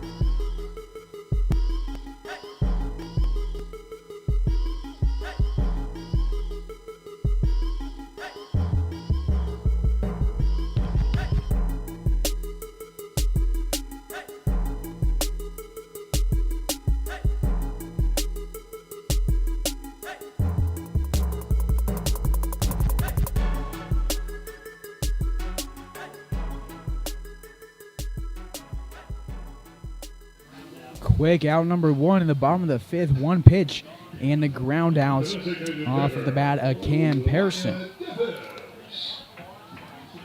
So that takes us to Wyatt Divis.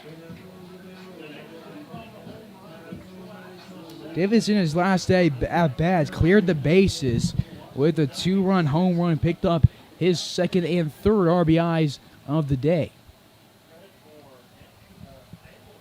Other than that, he's also had a single back in the 1st inning where he drove in a run on that. He has 3 RBIs and he scored 2 times on the day for the Hayes Larks. 1-0, it's Trumper still on the mound. He had 1, 2, 3 innings in the 3rd and 4th inning and has gone the first out here in the 5th off of a Cam Pearson ground outs. 1-0 counts with 1 away to Divis, the DH. This delivery is going to be off his right shoulder, and Divis gets first base the painful way. Takes us to Cortland Lawson, a very dangerous hitter at the dish.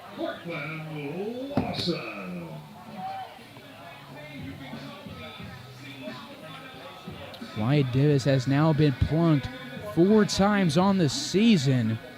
That's the 2nd most. Palmer Hutchinson only is leading him with 5. All but 2 guys to the Larks have been hit this season.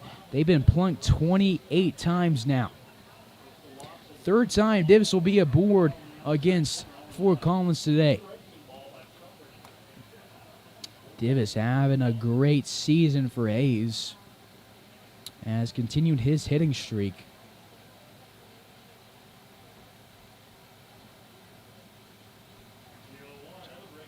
His hitting streak now stands at 14 games. That's the most on the team. Divis has only played in 16 games hitting and has gotten aboard all but 1 time. First delivery to Cortland Lawson. 2nd delivery made it a 1-1 count. And the 3rd delivery now makes it a 1-2 count. So we'll have to protect. He's still looking for his first hit on the day. He walked back in the 1st inning and then scored on the Palmer Hutchinson single. This one will miss the zone. 2-2 count to Lawson.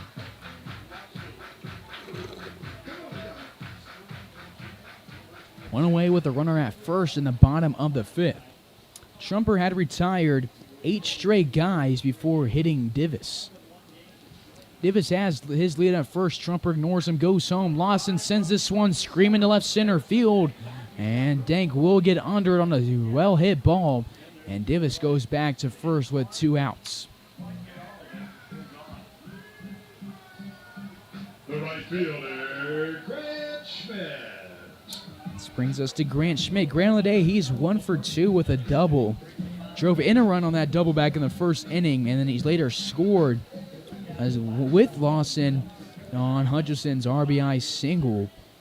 And then he struck out in the 2nd AB back in the 3rd inning. Hayes up by 2 in the bottom of the 5th. There's 2 outs and a runner at first. Schmidt sends his first delivery off of his foot, and 11-0-1 counts.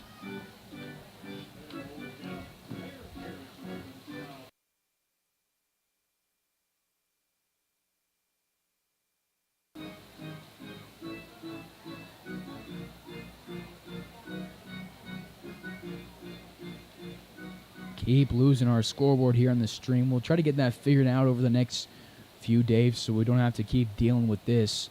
The 0-1 to Schmitz will get away from Whitaker, and Divis will go to 2nd base.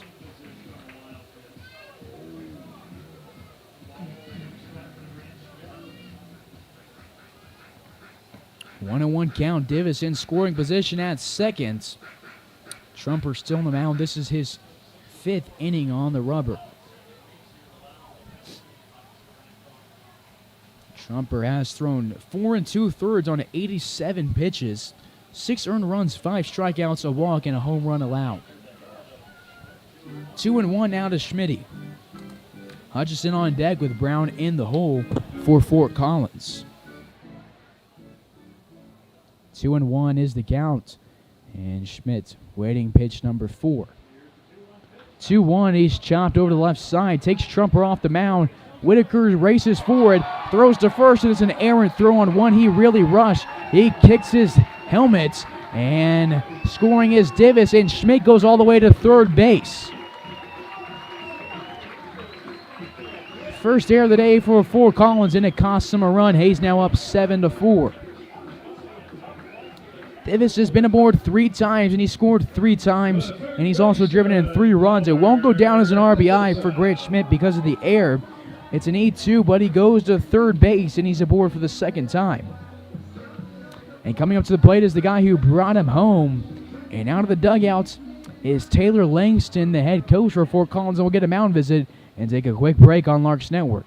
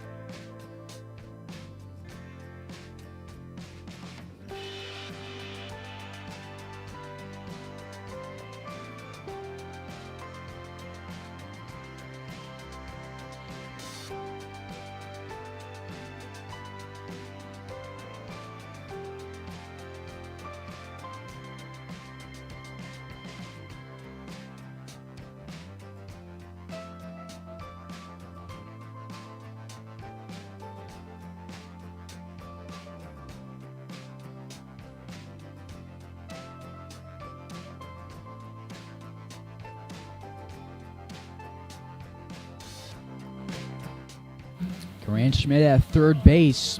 Trumper stays on the rubber. He's down by 3. And it's Palmer Hutchison at the dish. Hutchison singled back in the first inning. He's 1 for 2 with 2 RBIs. Looking for number 3 right here. And he takes strike 1. Looking 1 ball and a strike. With Schmidt at third and 2 outs in the bottom of the 5th. Hayes up 7-4.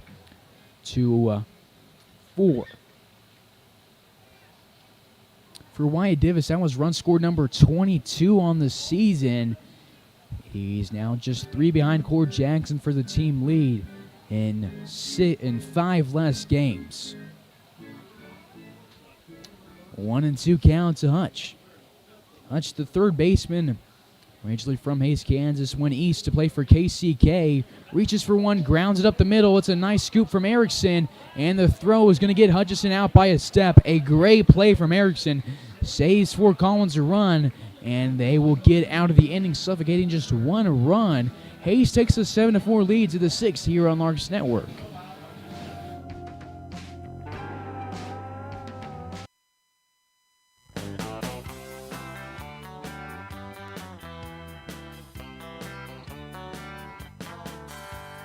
Meet me down at the ballpark, where I'll be rooting for the Hayes Larks. All of my friends are gonna be there too.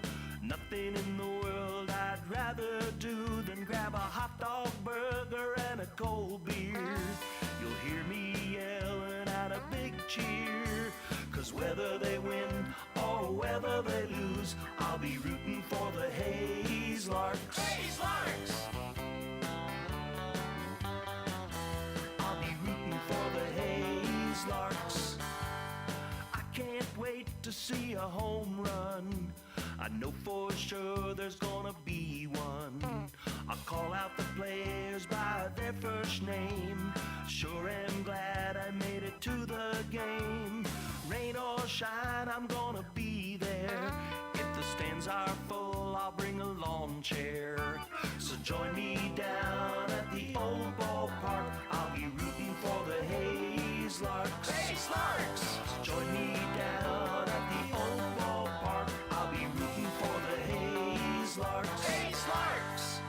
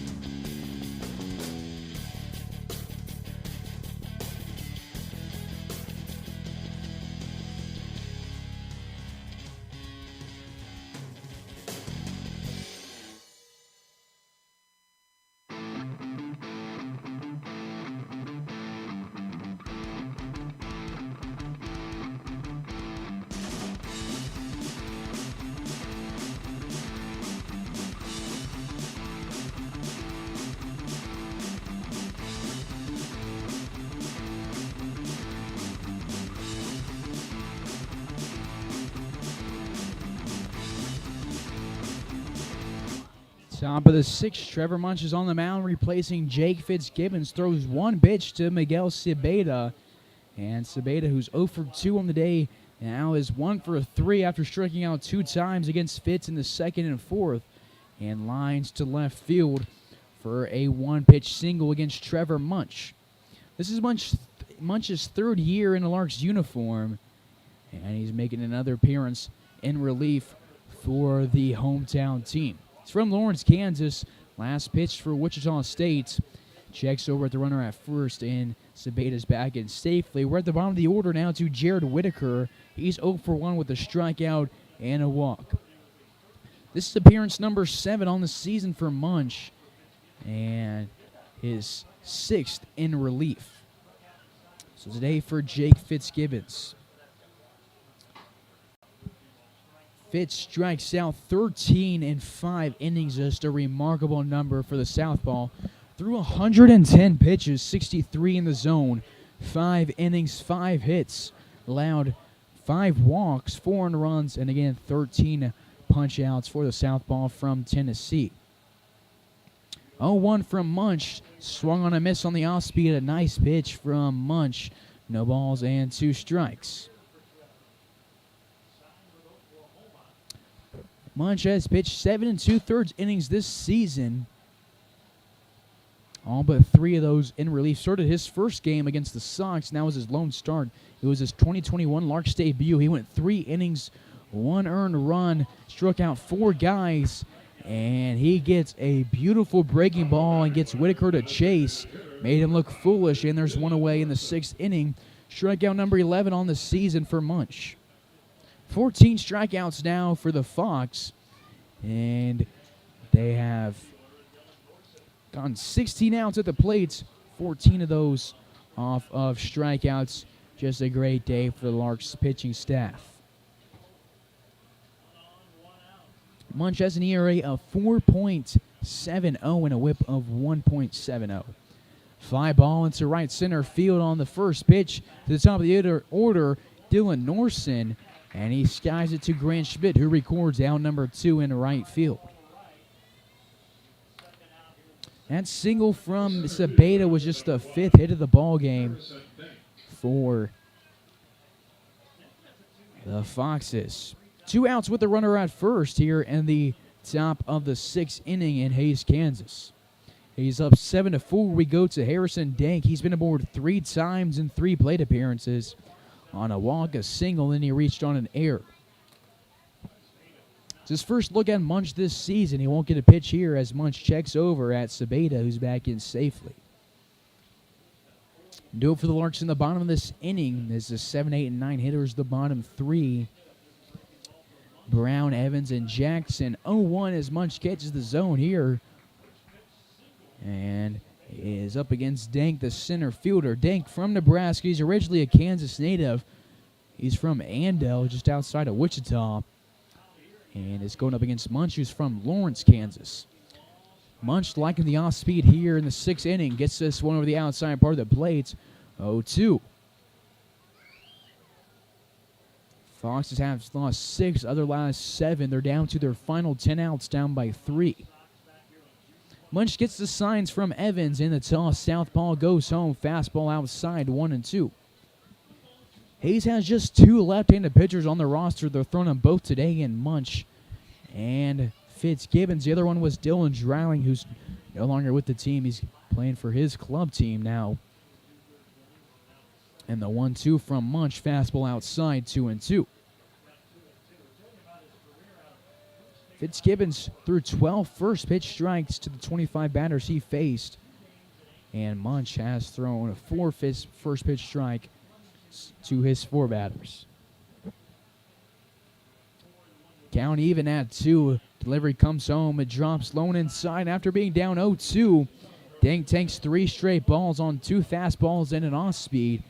And we'll get a payoff pitch from Munch. Probably a day for Trumper on the mound, as there was a lefty warming up and now there's a righty warming up for Fort Collins. We'll probably see the lefty for the 6th inning. Payoff pitch is home, and it's going to get just outside. Randy Jordan lets Dank walk. He's aboard for the 4th time today, in 6 innings, his second walk. And for Munch, that is just the 5th walk allowed this season for the southpaw.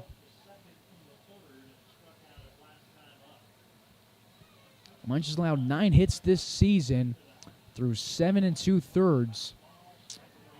Has now thrown 8 1/3. And now has allowed 10 hits in this after the 6th inning outing. 2 on, 2 outs as we go to Grant French. First pitch strike from Munch. All 5 batters get a first pitch strike. This one sent to left field is going to drop 15 feet into foul territory. And we'll go 0-2 against the 3-hole. French in his last AB struck out looking against Jake Fitzgibbons. Popped up to Cord Jackson in the 3rd and then walked against Fitz in the 1st inning.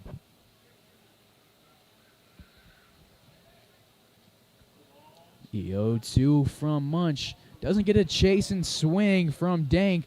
Ball goes off of Evans and to the backstop. It's going to be a passed ball.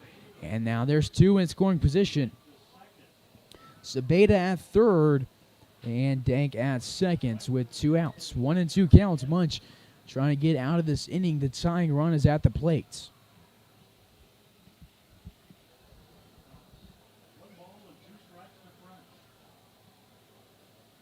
Munch looks home. Evans gives him the signs.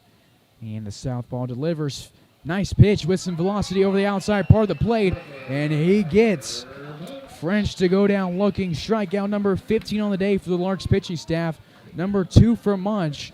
And number 12 on the season for Trevor. Larks allow 2 runners on, both in scoring position, but leave him there as we go to the bottom half of the 6th. Hayes up 7-4 in Hayes, Kansas.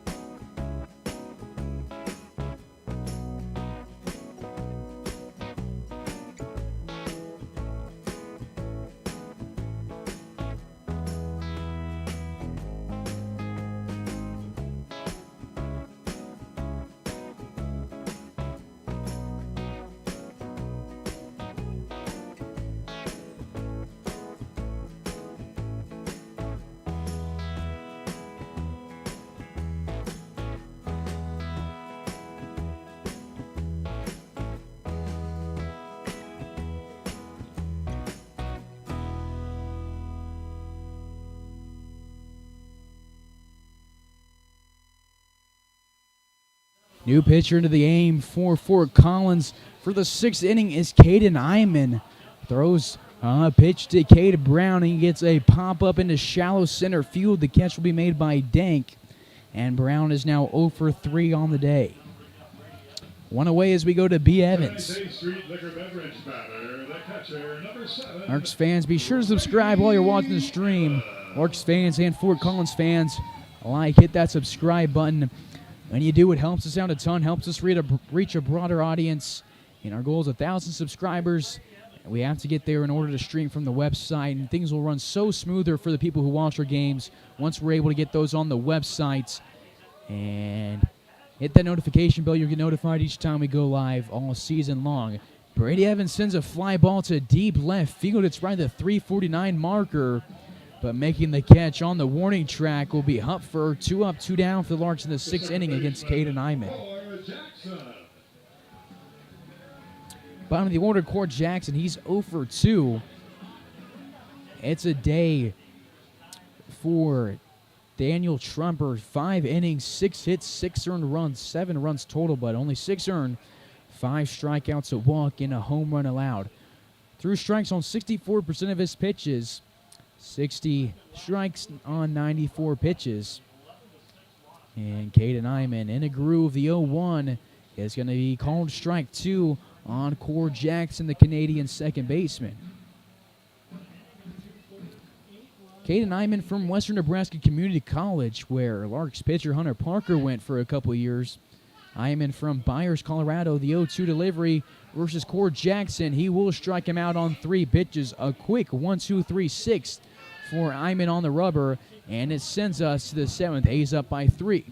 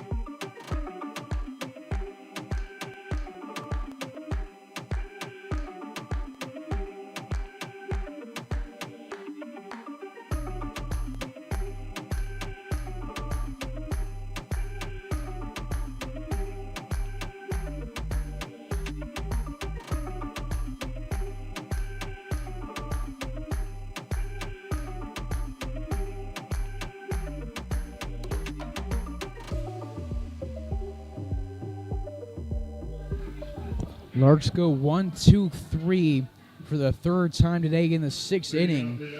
And the bottom 3 in the order, a combined 0 for 9 now. As we go to the 7th here on Larks Network, Trevor Munch backs the mound for inning number 2. He'll face off against Brett Erickson, who's 1 for 2 against the Larks today with a single strikeout and a walk. He drove in 2 runs back in the 3rd inning. 1-0 is the count. 3-run lead for Hayes, and Fort Collins down to their final 9 outs. 2-0. Larks fans, be sure to follow Larks on Twitter and Facebook, and subscribe on YouTube to stay up to date with all things Larks baseball all summer long. 2-0 to Munch, or from Munch, line to left field on a frozen rope. Cam Pearson has some trouble reading it, or he just was shifted away from it, but it runs in at an awkward angle, and it drops for the 6th of the game for Fort Collins. Second hit allowed for Munch this game, and it's the leadoff runner for Fort Collins. They've only had one of the such before the 4th inning, and they've had they had no before the 4th inning. They've had 3 straight leadoff runners in the 5th, 6th, and 7th. Strike 1 looking against Jackson Romero with a runner at first and nobody out here in the top half of the 7th.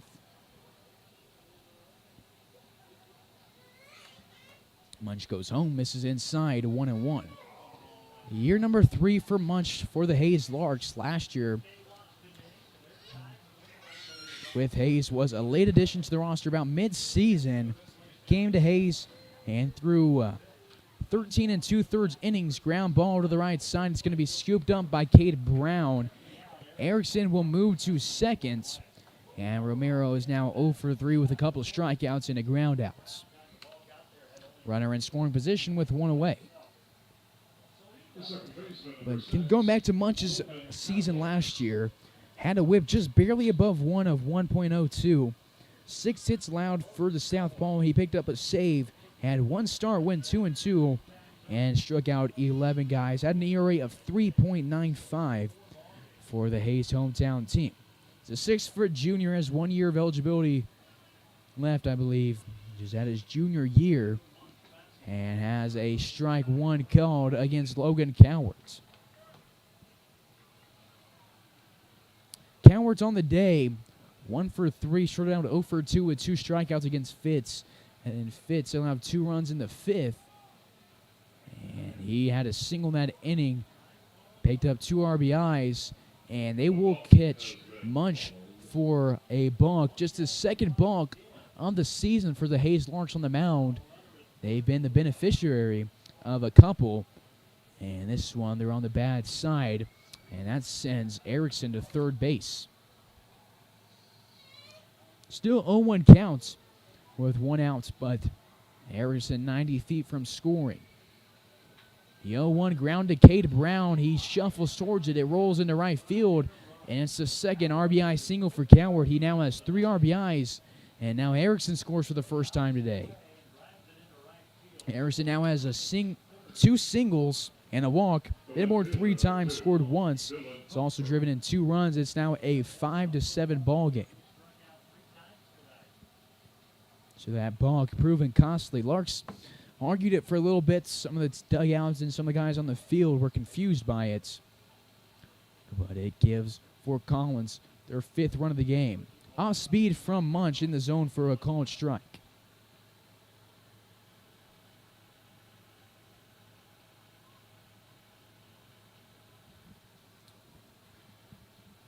Coward 3 RBIs now, and now has 13 on the season. Ground ball to the left side.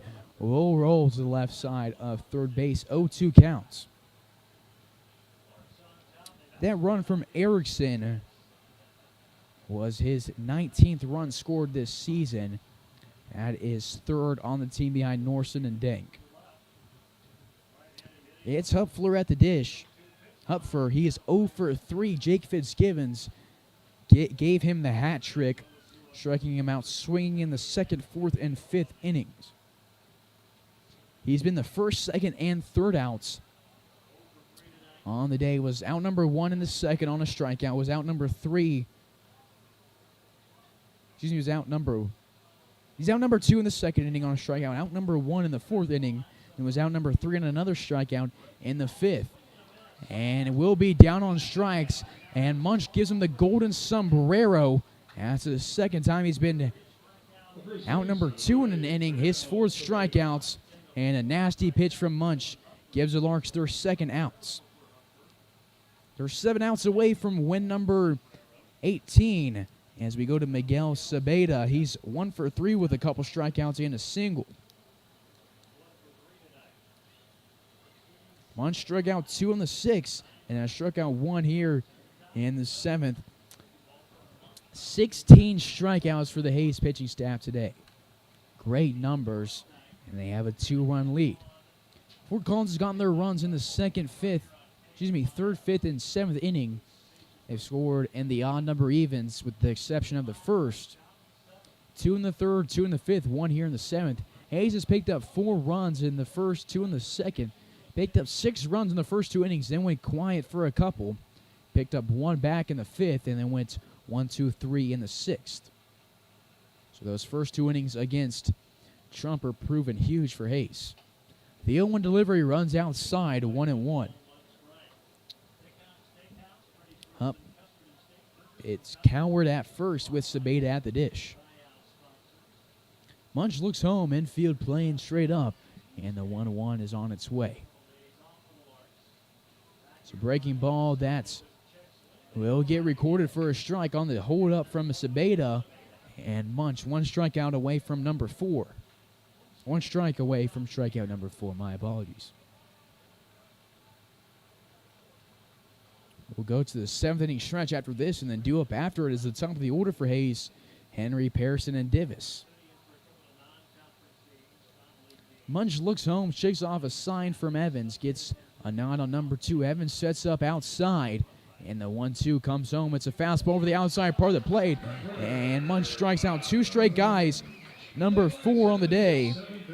And the Larks have now struck out 17 batters. And Munch talks to Randy Jordan for a second.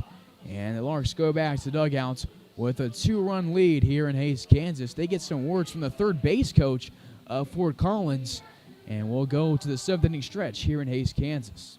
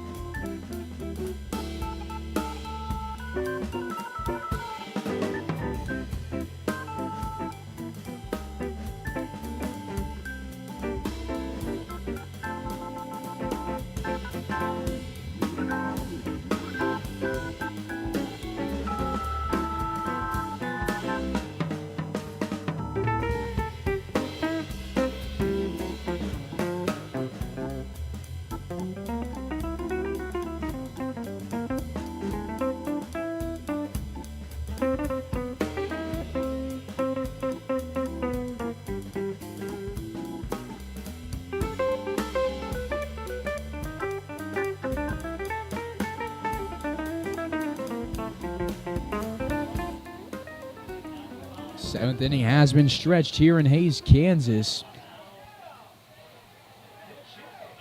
Caden Einman back to the mound. He hits Henry.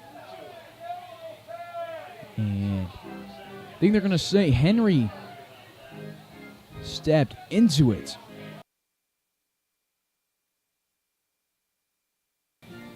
So some confusion, and Randy Jordan's going to check with Corey Burkhart. So while we have a second, let's check out this day in Larks history. On July 11th, 1995, the Hayes Larks walloped the Red Oak Red Sox 13-3 in Jayhawk League action at Larks Park. Left-hander Darren Jay shut down the Iowa club, allowing 2 runs on 3 hits over 7 innings. Monty Marshall had 4 hits, including a pair of doubles, and drove in 2 runs. 26 years ago today. If you like this day in Larks history, be sure to check out the Facebook page, The Hayes Larks, for more of that. This day in Larks history, thanks to Randy Jordan. 0-1 now to Henry. Henry's 2 for 3 on the day. Started off his day with a double, followed up with a single, and shows back with the payoff after being hit by a pitch. Sends one to the 349 marker on the ground to right field and has his 3rd hit of the day.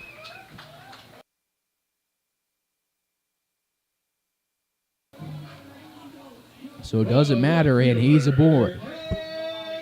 Has some speed, and he's looking to get the Larks comfort lead of 3. Got a righty up in the pen for Hayes. And 1 throwing long toss as well. Takes us to Cam Pearson. He is the lone guy at the top 6 in the order to not get aboard today. He's had a couple ground outs and a strikeout. He has a 1-0 count against Caden Einman. Einman had a 1-2-3-6.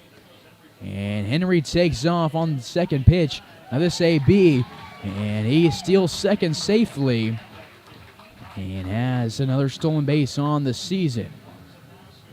His 2nd of the day. Number 14 of the season for the fast outfielder. This one will bounce off of Whitaker on the off speed, and it's a 2-1 count. Sliding to it is Whitaker, and he looks Henry back to second base. Runner in scoring position, 2-1 count to Pearson, who's due for a hit. It's his first look at Iman. Iman from Byers, Colorado, sends this one to the Arizona native, who sends it to shallow left center field. Hupfer moves in, calls off Erickson, and records out number 1 of the 7th inning. And Pearson is now 0 for 4. Brings us to Wyatt Divis. He's been aboard 3 times off of a home run, a single, and a hit by pitch. He scored 3 times, and he's driven in 3 runs. His first look at Caden Iman of the day. This is Iman's 8th appearance of the season. He's thrown 11 1/3 coming into this one. This is appearance number 7 in relief. He's 0-3 on the season. Has had 1 save opportunity, and it was a blown save on the 29th against the Rough Riders. Has an ERA of 16.78 or 16.68 and a WHIP of 3.35. Gives one to Divis to hit. He grounds it to Sabeda, who has some trouble with it, and it's a rolled a single for Wyatt Divis, his 4th RBI of the day, bringing home Henry. That's the third run scored for Zach Henry. Great hits for Divis. Has now been aboard 4 times, and has his 3rd hit and his 4th RBI. Earned a run number 22 through 12 2/3 for Caden Iman. 8-5 lead with the runner at first for the Hayes Larks now.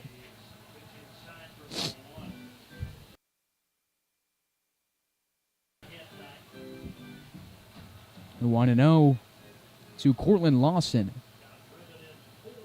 Lawson looking for his first hit. He's been aboard today on a walk. That was back in the first inning. Since that, he's 0 for 2 with a strikeout and a flyouts. He did score in the first inning. Him and Schmidt have each scored a run, then Davis and Henry have each scored 3.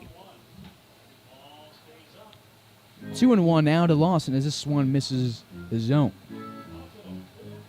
For Wyatt Divis, that was RBI number 4 of the day. And on the season for the DH, that one was number 16. Foul ball off of Lawson will go 2-2. Henry's 3rd run of the day, number 18 on the season. He came in with 15 and is now tied for 4th on the team in terms of runs scored. Behind only Divis, Pearson, and Jackson. It's now tied with Long, Juminian, and Schmidt, all sitting at 18. This one is roped to left field from Lawson, but it's out of play. We'll stay 2-2 to the shortstop from the University of Tennessee.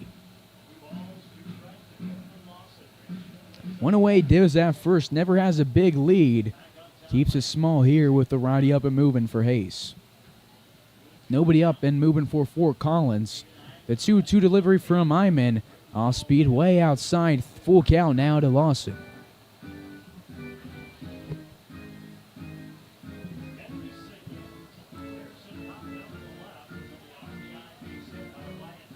Wyatt Divis had a payoff pitch back in the second inning that he took way deep out of and to right field for a home run. It was a 2-run shot.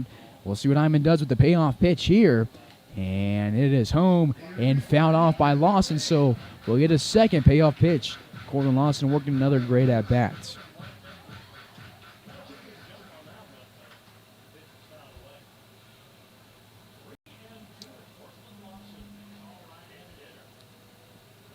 Lawson digs back into the right-hander's batter's box. Payoff pitch number 2, fouled back.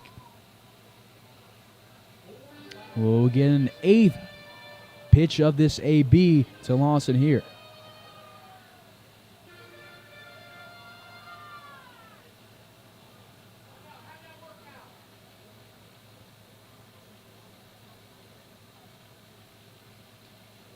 Lefty versus righty. Iman Made 4 appearances for Western Nebraska. And on his third payoff pitch to Cortland Lawson, Lawson makes him pay for it and sends one way over the wall in left field. And Lawson ropes another home run and puts the Larks up 9-5.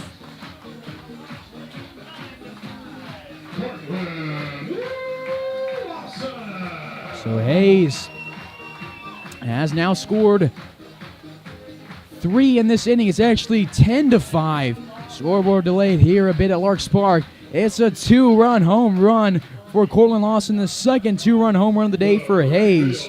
He brings home Wyatt Divis for Divis's 4th run scored today.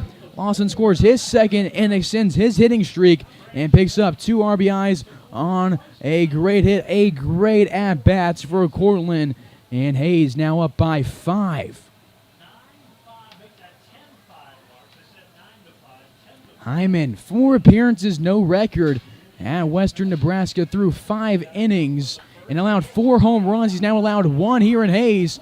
And this one's going to drop in left field off the bat of Grant Schmidt. He rounds first, heads to second, and Grant Schmidt has his second double of the day. He touches second base for the 3rd time today, and the Larks keep the line moving here in the bottom half of the 7th inning.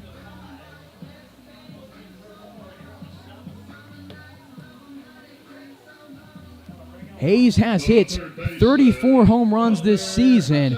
Lawson now has 4 of those, and he has 18 RBIs in the season, 20 runs scored. Wyatt Divis came in this game with 19 runs scored. He now has 23 and is in second place behind Core Jackson by a couple. And there's a runner at second base with 1 away for Palmer Hutchison. Now the dugouts is Taylor Langston. He's going to have a chat with Hyman. We'll take a break.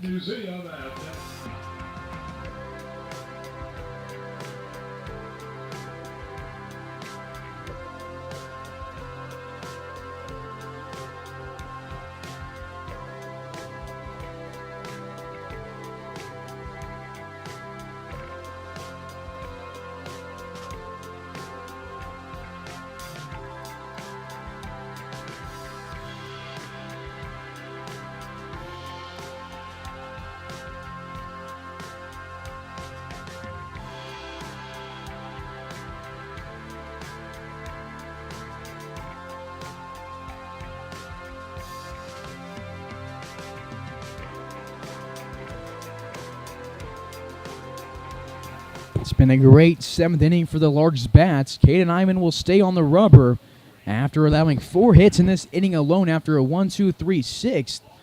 Henry singled, Divis singled, Schmidt doubles, and Lawson has a home run. Larks a triple shy of hitting for the cycle in this 7th inning.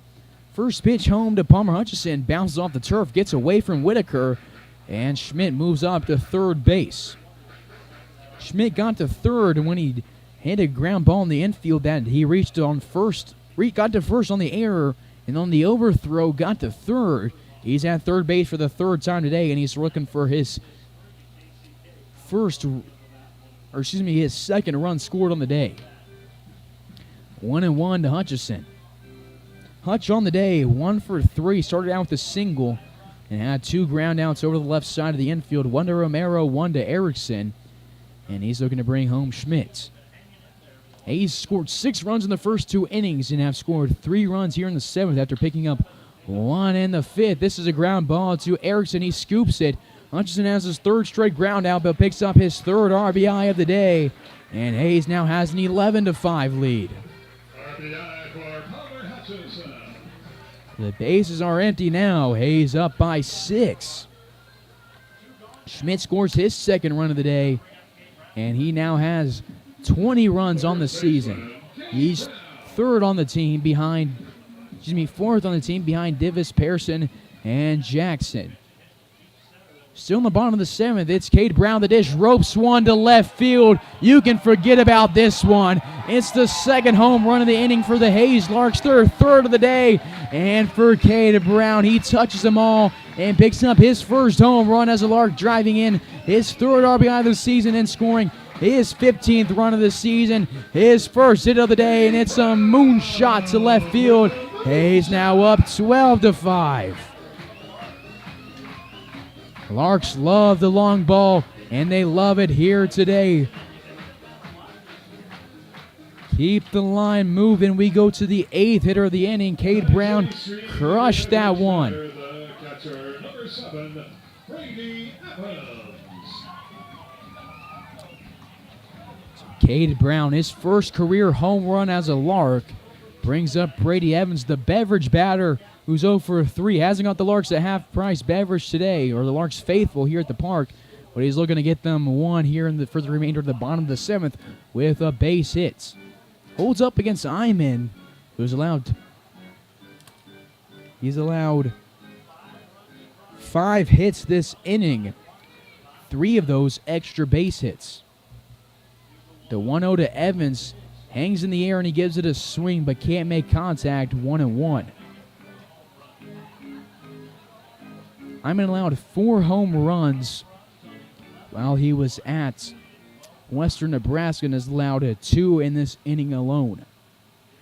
And he's allowed 4 total on the season for Fort Collins.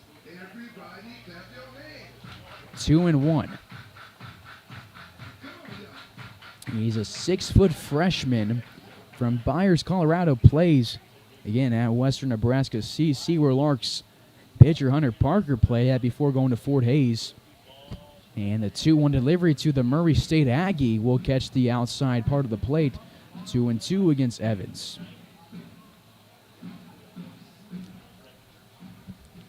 Larks won a bat around here. We're to the 8th hitter of the inning. Iman trying to get out of the inning, and Evans chops one to third base. It will be ruled fair, and a last-minute call foul as it was made a play by Romero in foul territory. We'll share a laugh with Frank Leo on third base. And we will go 2-2 again to Brady Evans. Evans due for hits, 2 flyouts and a strikeout on the day. He's been a very consistent bat for the Hays Larks this season. You know what you're going to get out of Brady Evans. Has remarkable speed for a catcher and has a 2-2 count here. Count is even. He swings and misses at this one and is down on strikes for the second time today. Now 0 for 4. Iman allows 5 runs in the 7th inning against 8 batters. Larks get a couple of home runs thanks to Cortland Lawson and Cade Brown. And we go to the 8th inning. Hays up by 7.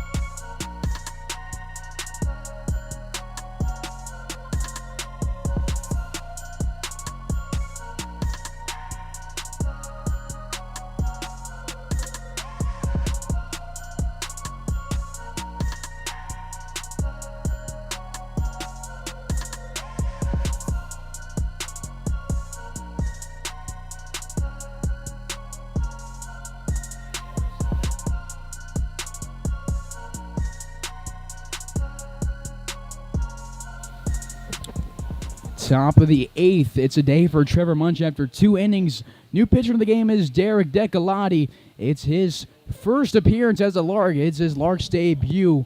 He'll lead it off against the bottom of the order, Jared Whitaker. He's 0 for 2 with a walk and a run scored, 2 strikeouts.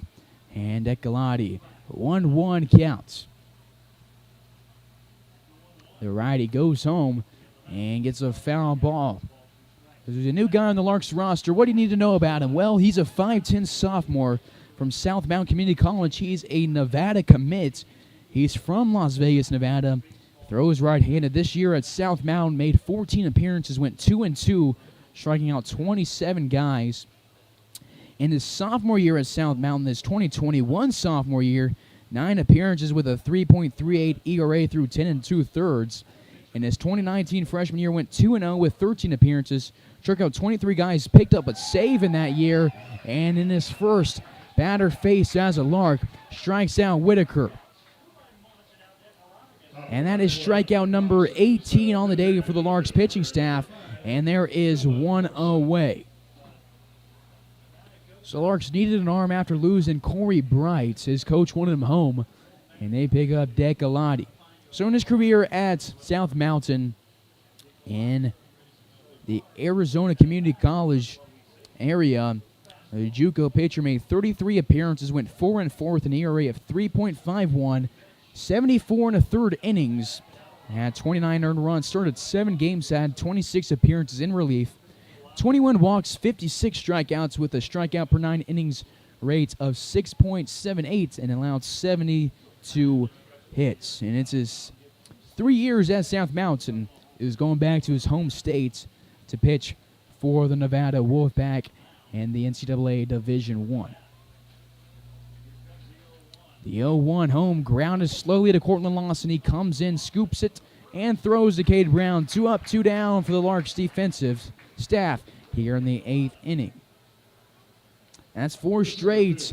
Fox is retired. They're down to their final 4 outs. Down by 7 after the Larks put up 5 in the 7th. Takes us to Harrison Dank.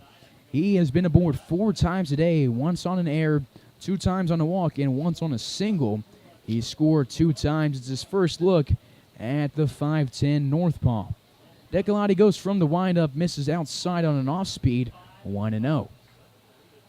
So today for Trevor Munch, like I said, throws 2 innings, has 1 earned run, strikes out 4, walks 1, and allows 3 hits. Line ball to left field. It's a nice diving effort from Lawson, but it skids past him and goes into left field. It's a single for Harrison Deng.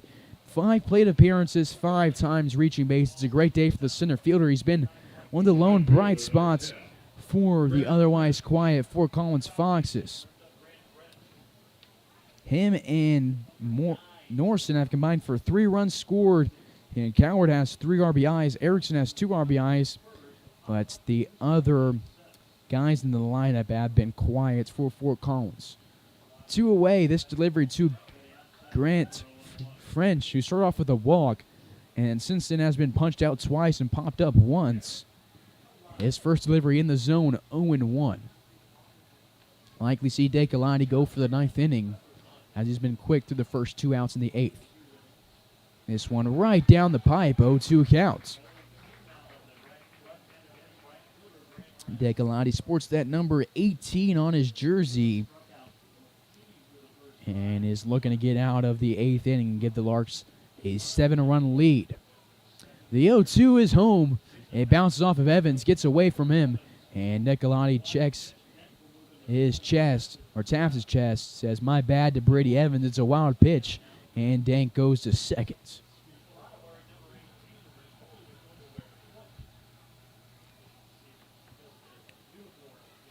Takes a deep breath on the mound, and we'll go again.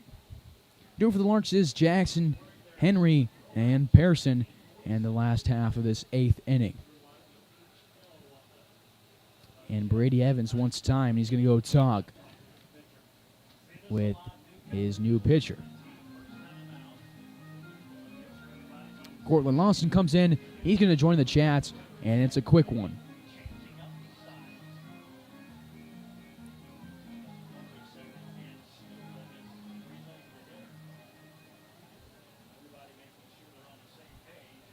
So we'll go 1-2 to the 3-hole right fielder from Mesquite, Texas. The 1-2 again gets away from Evans. He loses it for a while, and they're going to try to score from second, and that will be a run for Fort Collins. Evans lost it for a while, looked around, and by the time he realized it was at the backstop, it was too late. Harrison Dank scores his 3rd run of the day after being aboard for his 5th time, and it's a now 2-2 count, and it's a 12-6 ball game. Larks have scored 12 runs in the past 2 games against Fort Collins. Yesterday was a 12-2 ball game that ended after the 7th, or mid-7th. Larks didn't need to bat. They already scored 12 in the first 6. And this time they put up 12 over the first 7 innings. Full count, Decolati goes from the windup. This one is chopped over to the first base side, and it goes to the first base coach. We'll get another payoff pitch from the righty. Larks have struck out 18 today of their 23 outs recorded. Fitzgibbon struck out 13, Munch strikes out 4, and Decolati has struck out 1. Chopper to Cord Jackson, he waits on it, is patient, and throws to Katie Brown. Fort Collins gets a run in the 8th, but we go to the bottom half. Hayes up 6-12 here in North Central Kansas. We'll be back for the latter half.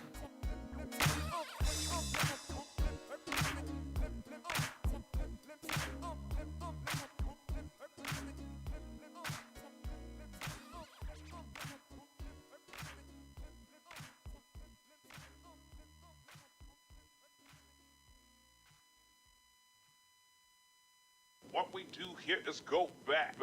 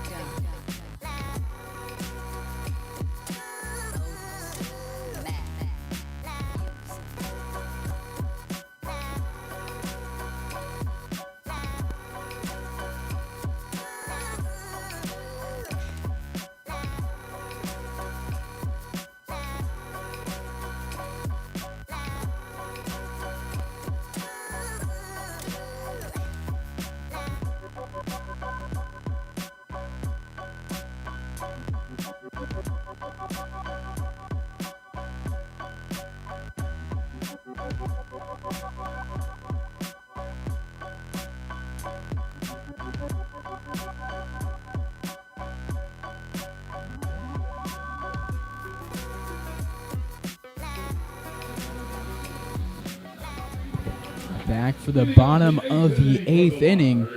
It's Cord Jackson that's going to lead it off for the Larks.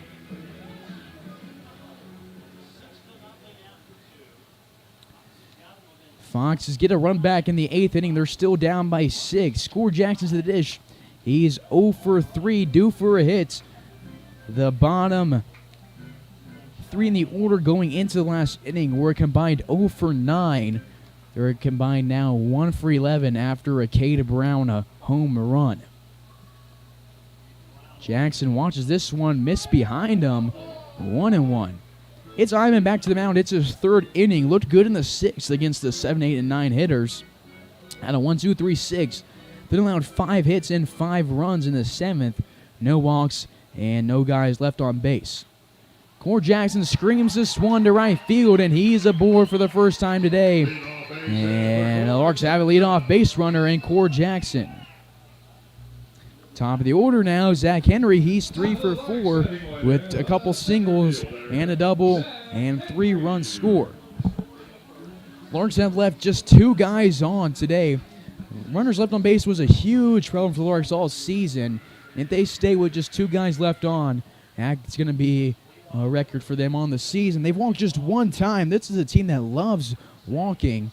And this is going to be a record for them, but they've gotten a lot of hits, 12 to be exact now, as that was Cord Jackson's 16th hit.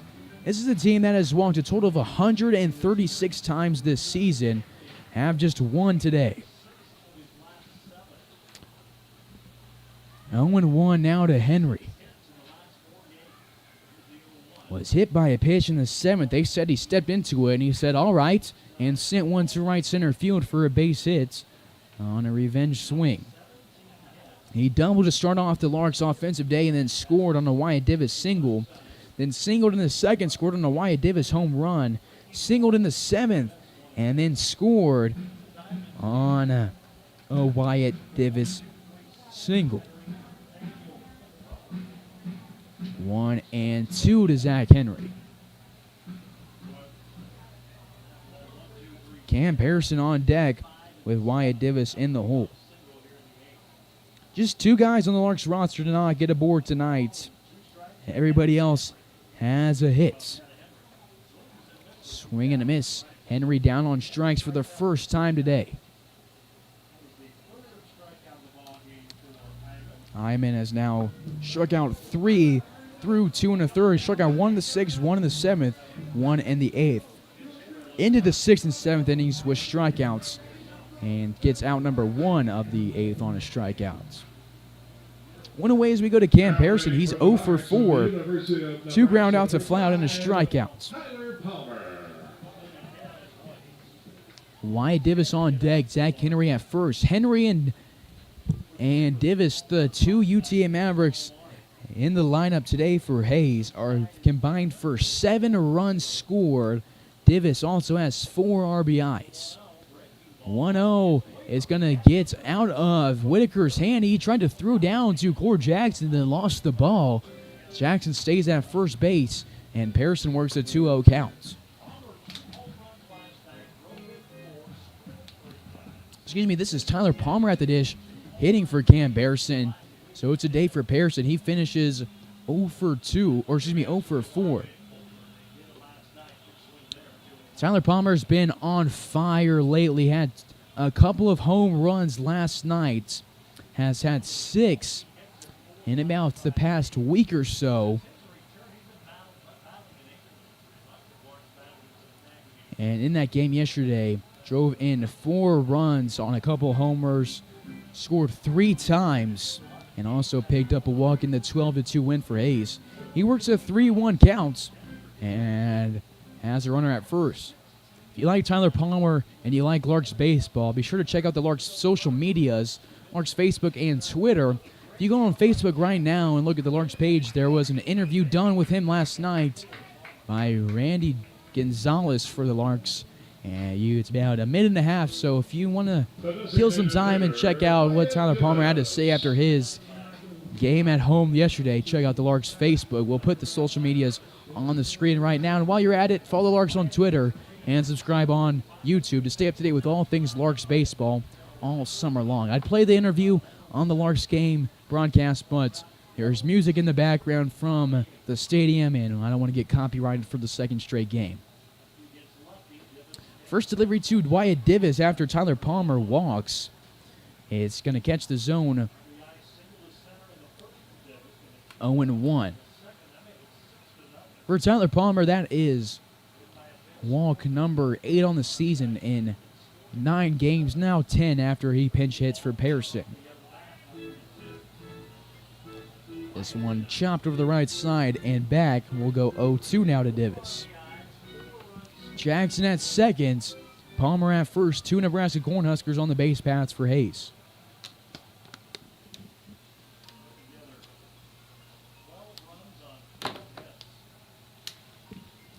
The 0-2 to Davis, who's driven in 4 runs and scored just as many. He's been aboard 4 times, has 2 singles, a home run, and a hit by pitch. His count goes to 1-2 after it misses the zone low. Hyman looks a few times at Jackson, moves his head to Davis, and picks up strikeout number 4 on the day. And Davis will be now 3 for 4 on the day with 3 hits, a hit by pitch, and a strikeout. Jackson at second, Palmer at first. For Cortland Lawson. Lawson 1 for 3 on the day with a walk, a home run, and 2 RBIs, 2 runs scored. 2 away for the Larks shortstop. do it for the Foxes in the ninth inning is Erickson, Romero, and Cowards, as who's due up for Fort Collins. The 4, 5, and 6 hitters, heart of the order, down to their final 3 outs, down by 6. Larks have double the runs of Fort Collins today. 1-0 to Lawson. And Jackson reads the delivery and takes off for a third. Tyler Palmer will snag second base, and the throw is high, and Core Jackson's going to score his team-leading 26th run of the season and goes back to the dugout with a 13-6 lead. Palmer goes first to third. Core Jackson has stolen a lot of bases this season. That is his 12th stolen base in 13 attempts, and he scores the Larks' 13th run today.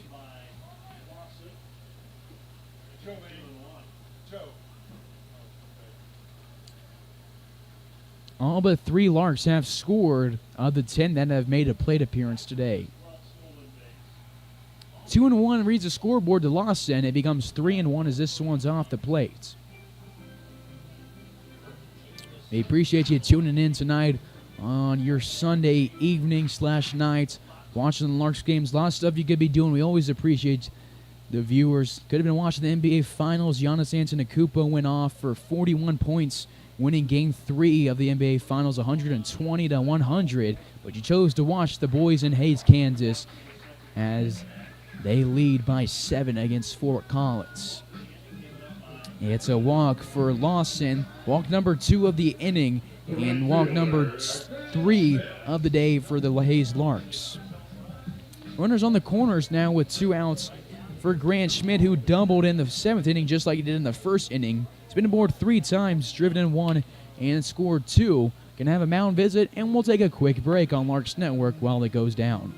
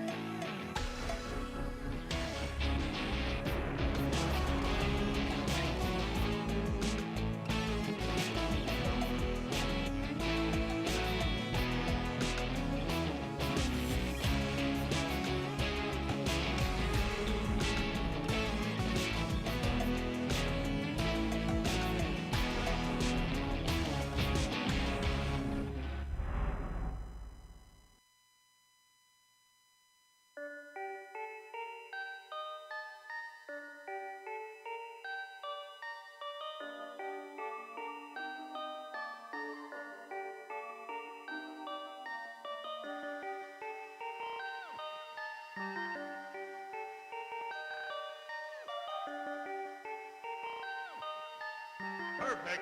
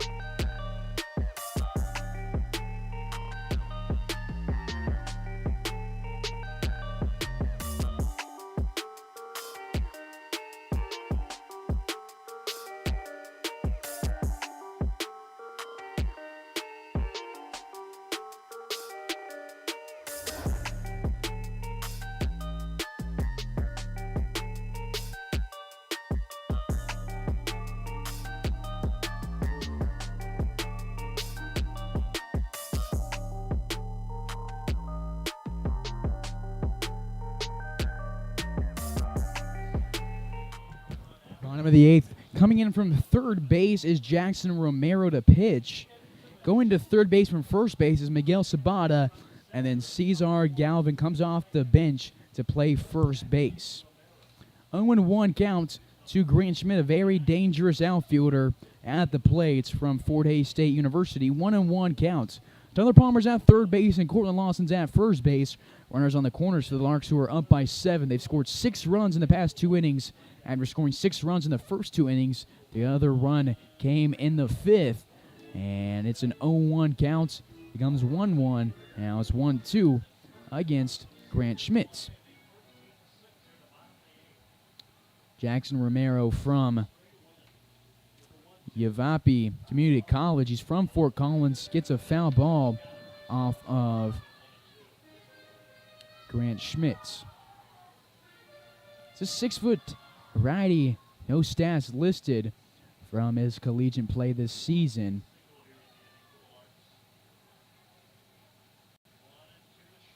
On the mound this season, has now made 6 appearances. Misses outside on this one, 2-2. All appearances in relief. He's 1-0 on the year. He's thrown 8 innings, 10 hits, 7 earned runs, 5 walks, and 4 strikeouts. They bring him in to get just 1 out. 2-2 now to Schmidt.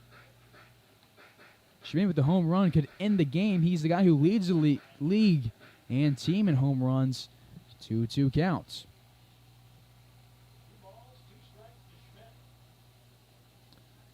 Count is even. He fouls it off, and we'll stay at 2-2. Doing a nice job of fouling off Romero's stuff. Hutchison on deck with Brown, the hole for Hayes if the Larks need him.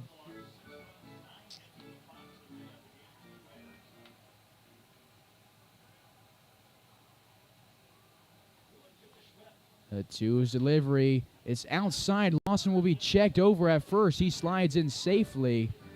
And we'll get a full count. Good eye from Grant Schmidt.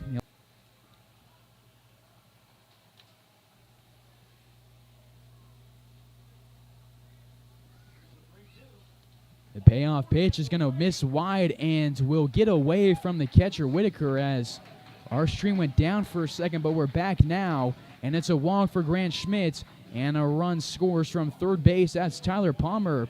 He scores, and that moves Cortland Lawson to second. 4th time that Grant Schmidt's been aboard today.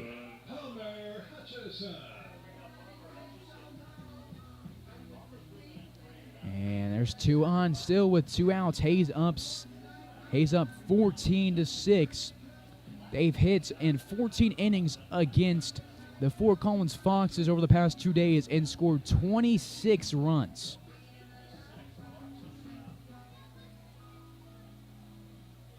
So that brings Palmer Hutchison to the dish.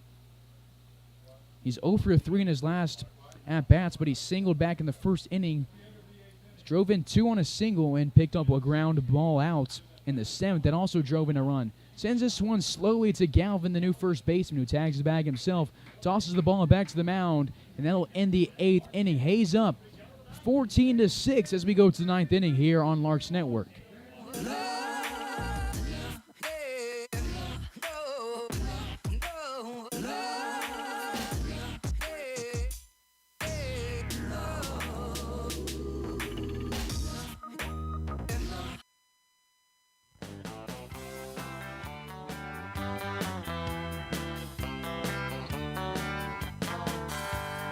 Meet me down at the ballpark, where I'll be rooting for the Hayes Larks. All of my friends are gonna be there too. Nothing in the world I'd rather do than grab a hot dog burger and a cold beer. You'll hear me yelling out a big cheer, 'cause whether they win or whether they lose, I'll be rooting for the Hayes Larks. Hayes Larks! I'll be rooting for the Hayes Larks. I can't wait to see a home run.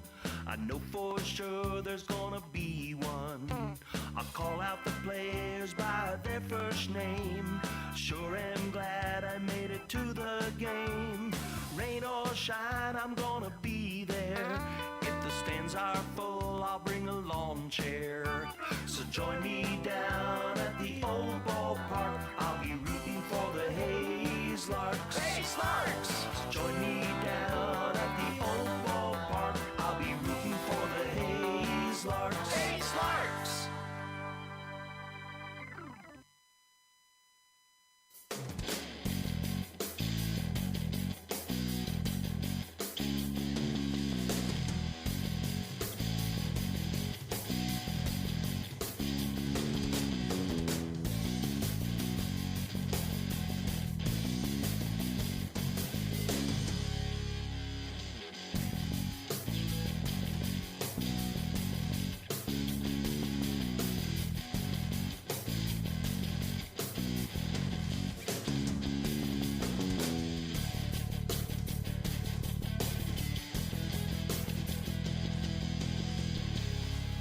Top of the ninth, Derek Decolati back to the mound for his second inning, and what's been a masterpiece of a game for the Larks pitching staff.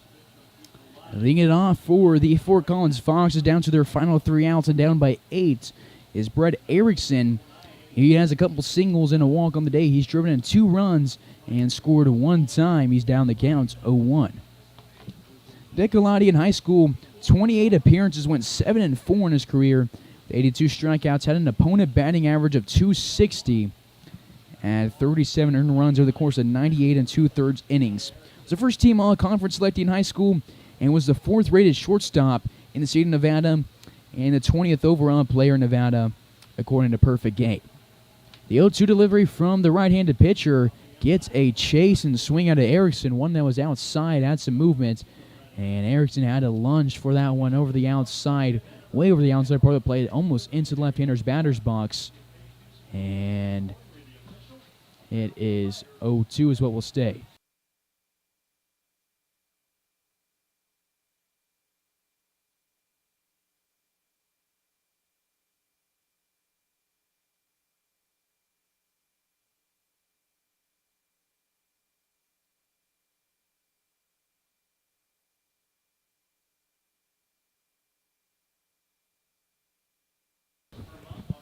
One and two delivery from Decolati. This is outside and low. 2 balls, 2 strikes.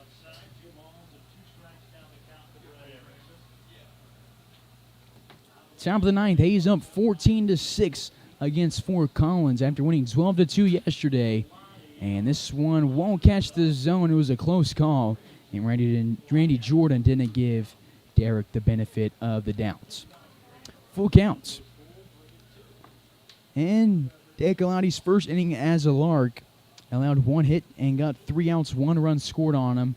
It was off of a wild pitch that became a pass ball as Brady Evans lost it, and Dank was able to go from second to home. We'll stay at full count to get another payoff pitch from the 5'10" righty. It's game 2 of a 4-game series against Fort Collins, so we'll be back in action tomorrow on Larks Network. First pitch at 7 p.m. And again, you can catch it right here on YouTube. Line drive hard down the left field line, but out of play and past the Larks bullpen. Get an 8th pitch in the 3rd payoff pitch from Derek Decolati. So things hold out, and the Larks don't give up 8 runs in the 9th. It'll be a win for Jake Fitzgibbons, his 2nd of the season.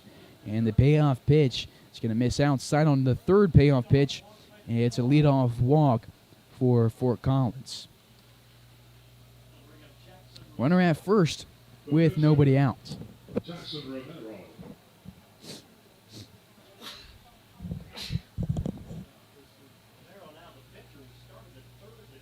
So that brings up Romero to the dish.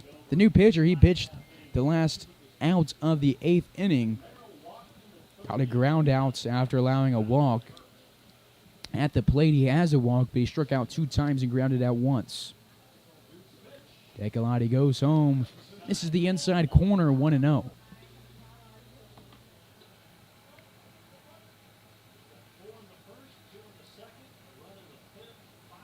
Jake Fitzgibbons started the game for Hayes, went 5 innings, 5 hits, 4 earned runs. Struck out 13 guys and allowed just 5 walks, 4 earned runs for for the southpaw of the University of Tennessee. Then we went to Trevor Munch for 2 innings. He throws 4 strikeouts, gets an earned run, a walk, and allows 3 hits. Decolati threw through the 8th inning and allowed a hit. The run wasn't earned, and he struck out 1 in that inning.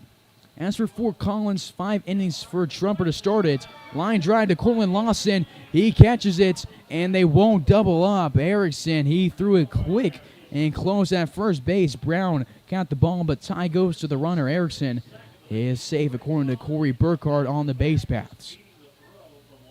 The second baseman, Logan Cowart. Almost a double play, I think. Lawson thought he had it, and it would have been good for the Larks. Romero now 0 for 4 today, and that's how he'll finish as we go to Logan Cowart. He's 2 for 4 with a couple singles and a couple strikeouts, 3 RBIs. He started off 0 for 2 and is finishing 2 for 2. We'll see what he does in his 5th AB. As I was saying, Trumper started the game, went 5 innings, 6 earned runs, 5 strikeouts on 6 hits and a walk. Iman came in relief through 2 2/3, 6 hits, 6 earned runs for him as well. 4 strikeouts and 2 walks. Ramiro got the last out of the 8th inning, walked 1 guy, and the Larks scored 14 runs over the course of this game. Fly ball to shallow right field. Grant Schmidt moves in and records out number 2, and the Fort Collins Foxes are down to their final out here in Hays, Kansas. The left fielder, number 2. 2 up after a walk and 2 down. Takes us to Dylan Hupfer. Hupfer 0 for 4 on the day. Jake Fitzgibbons struck him out 3 times, gave him the hat trick, and then Munch came in for the 7th inning and gave him the golden sombrero, struck him out for the 4th time, and Decolati wants to make it 5. Throws a first pitch strike over the outside corner, 0-1.